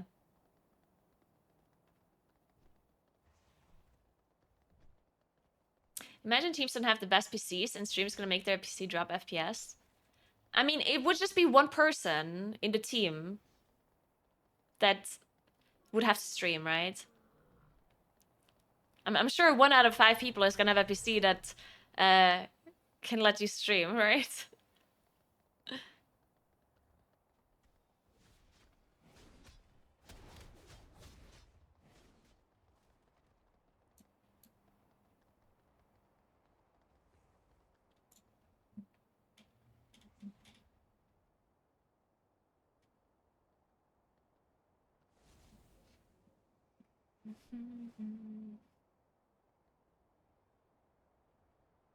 I think they need to change the title based on class instead of overall. I was thinking about that too. You mean the rank 1 title, right? I was thinking about the rank 1 title being per class rather than overall. I do think it's like an interesting idea. And I don't think there's that many downsides to it. I feel like it would enforce different... it would definitely enforce variety a bit more, I think. It would probably create situations where certain classes or certain specs get scored with like 300 rating less than another class. Which would be a bit weird. But overall, I do think that would be pretty good for the game. I talked about this some time ago already. I remember we discussed this a while ago. But yeah, I do think that if the rank 1 title was spec based, then I do think some people might stick to a spec that they've been playing instead of re-rolling, right? Just to get the title on their like main spec. Let's say I play Moonkin in Shadowlands season 3 and season 4. I re-rolled to Destro Warlock back then, right? Because Moonkin was not very good and Destro Warlock was insane. And I think if the rank 1 title would be based on your spec rather than overall, then maybe I would have played Moonkin anyway. Like maybe I would have just tried to get rank 1 title with Moonkin instead of re-rolling to Warlock. But the way it works right now is if you don't play the meta classes, you just don't get invited to keys, right? And that's like a pretty big problem.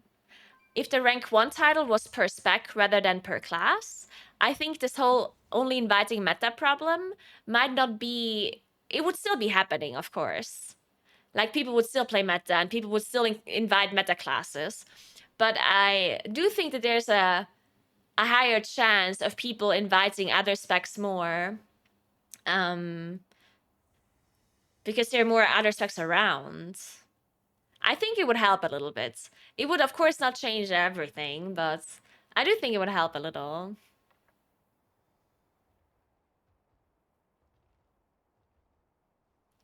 I don't think it would get invited, though, because people want to time the key.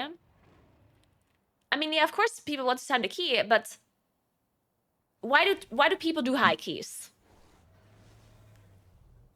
What's the purpose behind doing high keys? Getting score, right? So if you get more score, or if the score is more valuable because you play with another comp that is not so good, then that's the equivalent of doing the hierarchy. You know what I'm saying? Like, if a 29 key for an augmentation evoker is the equivalent of a 26 key for a survival hunter, then why not invite the survival hunter to the 26? You know what I'm saying? Because the 26 for the survival hunter is equal when it comes to rank 1 rating generally to the 29 for the augmentation evoker. So you might actually feel like you invite more off-meta classes, especially if they play off-meta themselves. Like if I play Prot Paladin right now, or Prot Warrior or whatever, then maybe I invite the Survival Hunter to my 26 key, you know, like... Not saying that it will happen all the time or that it would be normal to do so, but there would be more off-specs around, and therefore I think that it would naturally happen more that off-meta gets invited.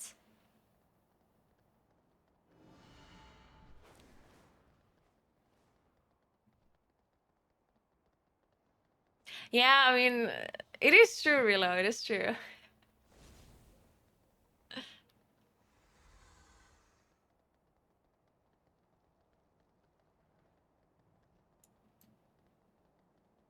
What if the rank 1 title was for the top, like, 0.1% of each spec, only if you're above the top 1% of score?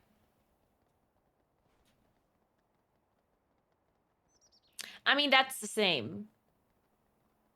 That's just the same. The 1% is not needed, right? It would just prevent some specs to get rank 1 title with, like, 2,500 score or whatever, but I don't think that's really a problem. Like, I don't necessarily think that any spec would get rank 1 title with, like, super low score. Right?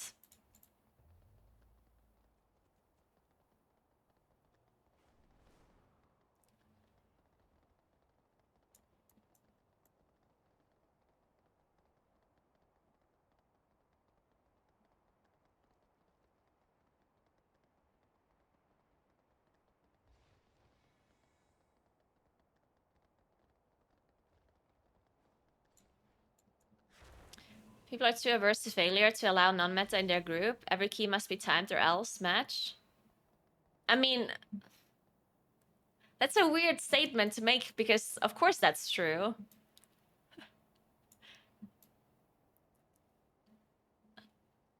Like, which kind of person would rather deplete a key than time it? Right? Like, that's, I feel like that's a weird statement to make. Of course, everyone wants to time their keys.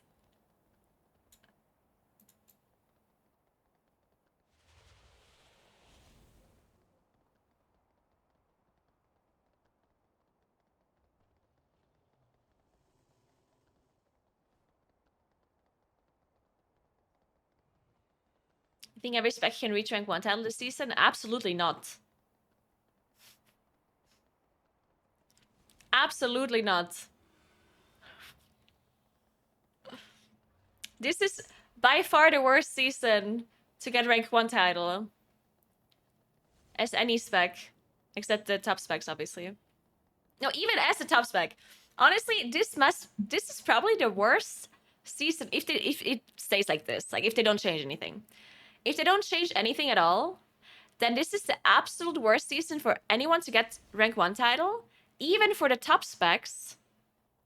Because everyone is playing the top spec. Like, there's so many of them, you know? Because the more augmentation evokers there are, the harder it's gonna be for you to actually get invited, even if you play a meta spec, right? So I think right now it's actually the hardest it has ever been to get rank 1, probably, as any spec.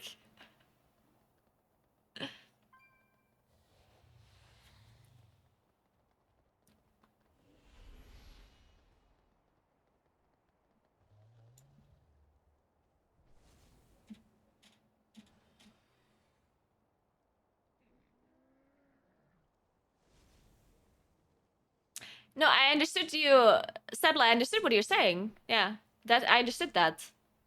My statement is still true. I'm saying that the top 1% does not matter.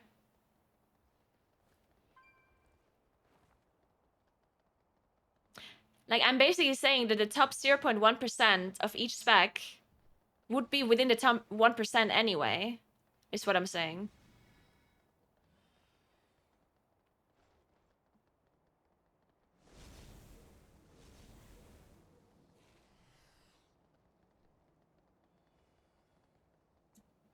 So why do you need the top 1%? Like, I'm not understanding what you're trying to achieve with the top 1%.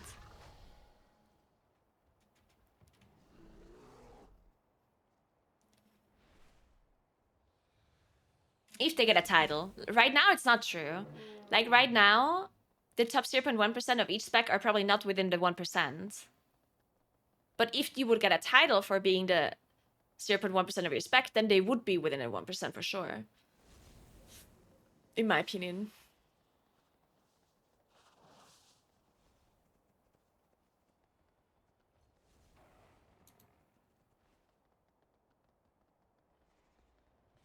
I'm confused why everyone is up in arms about augmentation being meta so fast. I know they're strong, but if the 30 DPS spot wasn't locked to augmentation, it would just be locked to something else. There's always a meta. I don't disagree. Like, I do think that there's always like, there's always a meta, but there's a difference between the strength of a class. Like, there's a difference. So, like, for example, Shadow Priest was really, really strong. Still is, obviously. But Shadow Priest was almost always in every key at the start of Season 2, right? At the start of Season 2, almost every single high key had a Shadow Priest in it, right? I think we can all agree that that was true. Shadow Priest was really strong. So almost every group had a Shadow Priest, right? But if you played without a Shadow Priest, you didn't do 3 key levels lower. That's the difference. Like, if you play a key without a Shadow Priest at the start of Season 1, then maybe you do 1 key level lower. Or maybe not even. Maybe you even can do the same key level. But without an augmentation evoker, you do 3 key levels lower. And that's the problem. Like, at this point, augmentation evoker is not just really good, it's basically mandatory. And there's a difference between something being really good or something being mandatory. That's the problem.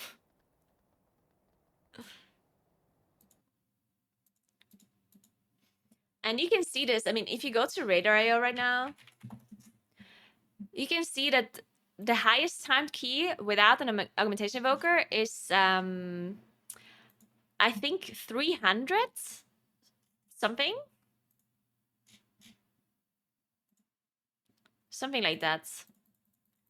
I'm gonna scroll a little.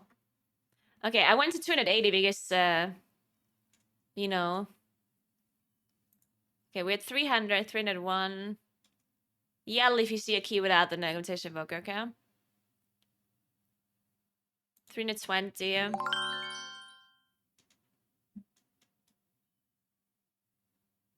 340.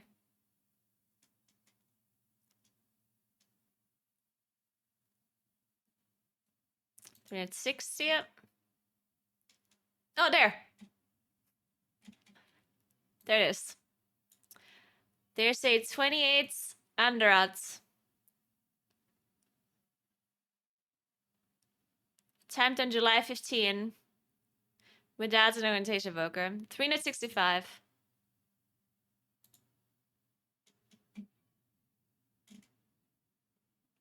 And don't talk about mages and shadow priests because that key is earlier. There are keys without mages right around the corner, somewhere here. I still have to scroll far for it, but they're for sure here somewhere. God, I actually have to scroll really far for... There we go. We got one. 29 underodds. No mage. Oh, I had to scroll far for that one, actually. Oof. No Shadow Priest? It's actually a good question. What do you think there's no Shadow Priest? I think you have to scroll for that one super far as well. Oh, wait, there was a Shaman. I saw a Shaman. Look! No mage again. 28 in elf. There's another Moonkin. Oh, there's no Shadow Priest. 193 no Shadow Priests. So the mage was dropped first. Then the Shadow Priest was dropped. And the Evoker wasn't dropped until 360. And tanks, of course, are... Tank is already dropped at 27. And healer is also dropped at 27 already.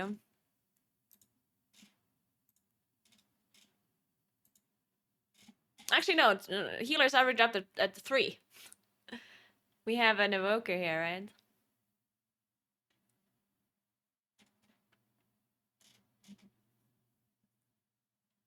Thank you so much for Prime, Alien. Thank you so much. Appreciate that.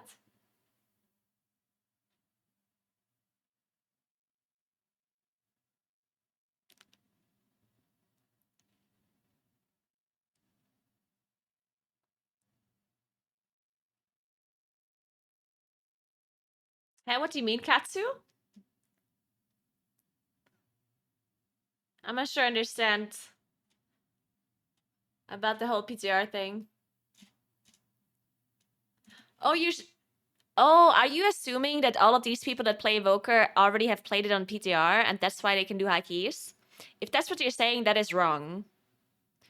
I know players that switched to Augmentation Evoker on the first day of the patch without ever having played it before and doing really high keys with it. Trust me, you do not have to have played it on PTR to be able to do plus 29 keys now. It is, of course, an advantage if you played a different spec before. Like, if you played Preservation before or Devastation, then you're gonna have a little bit of an advantage, of course, when it comes to utility and however, stuff like that.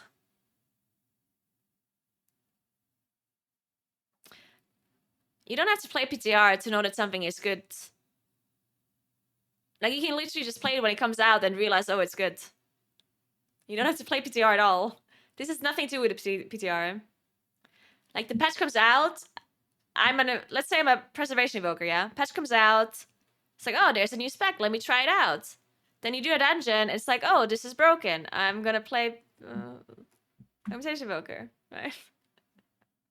Like, it's not... there's no PTR requirements.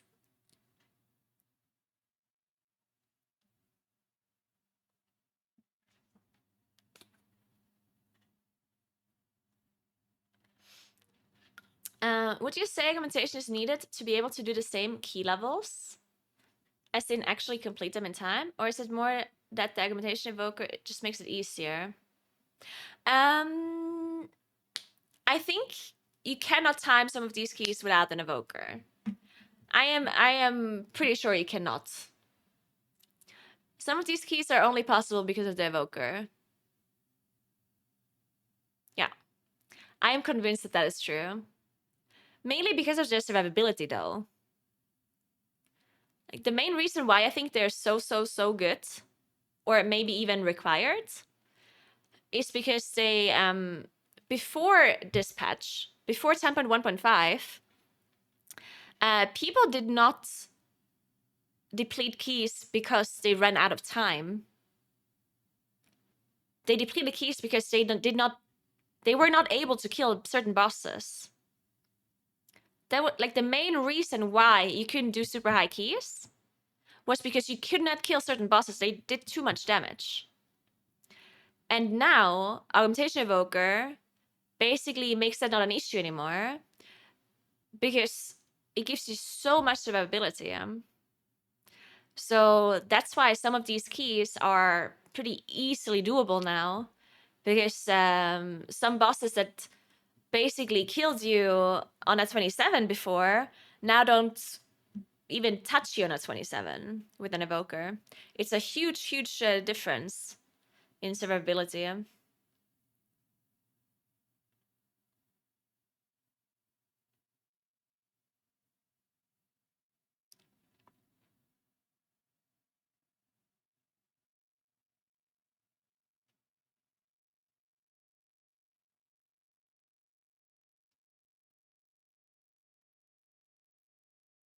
Damage at high keys is overtuned if you have to bring a certain class to time them. What? How do you think about it that way? How is that the conclusion you're drawing in your head right now? And plus scales infinitely. What do you mean the damage is too high? Its augmentation is broken. That's the completely wrong conclusion that you just drew in your head. It's not that you have to bring in an evoker to do high keys. It's that you literally can't do the high keys without the evoker. And then that would be the highest key, right? If evoker wouldn't exist, the highest keys are 28s, not 30. So it's not that you have to nerf the 30 key. What kind of conclusion is that? Because if you nerf the damage that the 30 key does, then the evoker group is just going to do 32s, and everyone without an evoker is going to do 30s, right? Like, that's not going to solve anything.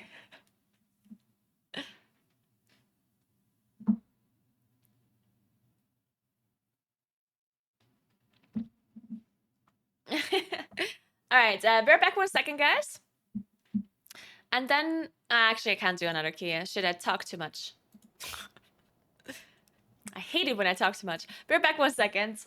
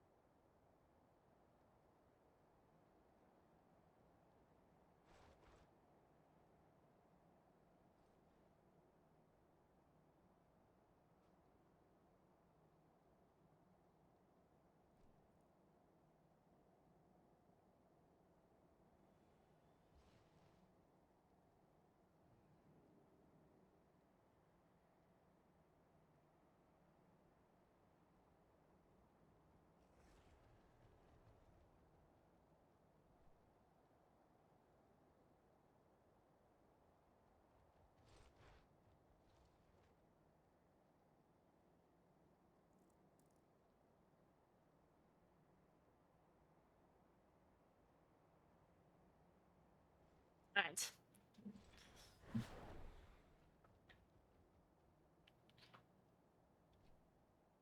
I am always winning, of course. We didn't win any score today, but that's fine.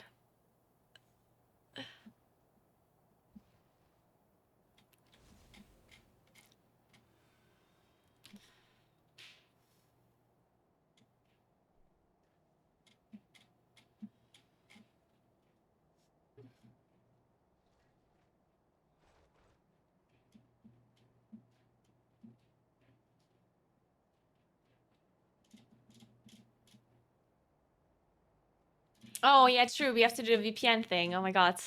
Thank you. I appreciate that. Dude, I love it when my viewers remind me to do the sellout thing. You guys just love it, huh? The more sponsors I get, the more toys I can buy for Moon and Sunny. That's all you care about, right? Thanks for 6 months, Lost Colony. Thank you so much.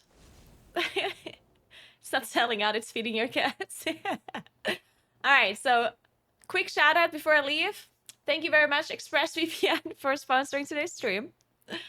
If you guys want to try out ExpressVPN, or if you have it already and you want to extend your subscription, then you can go to expressvpn.com/Naguura. Make sure you use that link, and then you get 3 months for free on top of your subscription. So go ahead and do that. Don't miss out on 3 extra months. And whatever you do with your VPN stays with you. You know, I don't want to know. That's what VPN is all about, right? Keeping things secret. No one's gonna steal your data. You have lower MS. You can watch whatever streaming service country you want. Right, Moon? Right, Sunny? Right? Meow. Meow. Okay, they don't agree, I think. Only legal things, of course. We're only doing legal things with VPNs.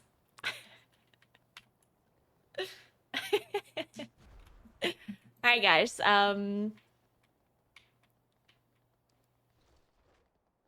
Yeah, that's it. ExpressVPN. Alright. Now I'm gonna go because I have to cast TGP. And I'm gonna have to feed the cats, apparently. Right? You guys hungry? Yeah. Yeah, so I'm not gonna stream tomorrow on Sunday, but I'm casting in TGP tomorrow and today and on Sunday. And I'll stream again on Monday. I think. Maybe I take Monday off? I'll think about it. I might take it off. But I'll let you know. And if not, I'll see you on Sunday or on Tuesday. Either way, thank you so much for watching. I appreciate you as always. Remember to follow the stream if you haven't yet. And check out my YouTube channel. I post videos and stuff there all the time. Jesus. What are you mowing about? Almost done. Calm down. And they're yelling at me. Alright, make sure you watch TGP. It's gonna be interesting for sure. And now I'm gonna host somebody. Let's see. You wanna watch an M+ player, I assume, right?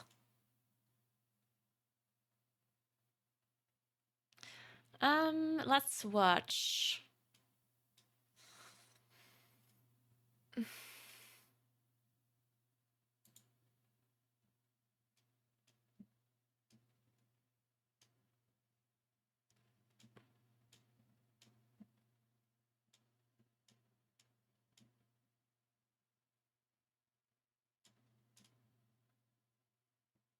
Ooh, Ricky's streaming. Let's watch Ricky.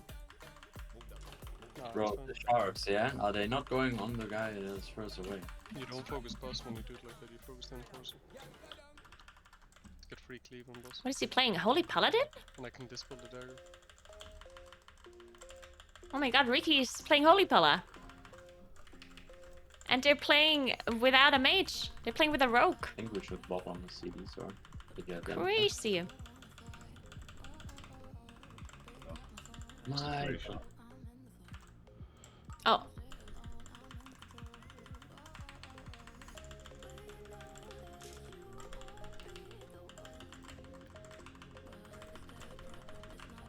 What did he die? The charge? Or charge? Dude, what are his animations? They seem a bit low quality. Really? I'm just imagining that. Hey Anissa, thanks for the 33 months. What's up? Alright guys, enjoy your weekend, have a good Man, time. I'm running like a clown. Charge. Only do enjoyable things on the weekends.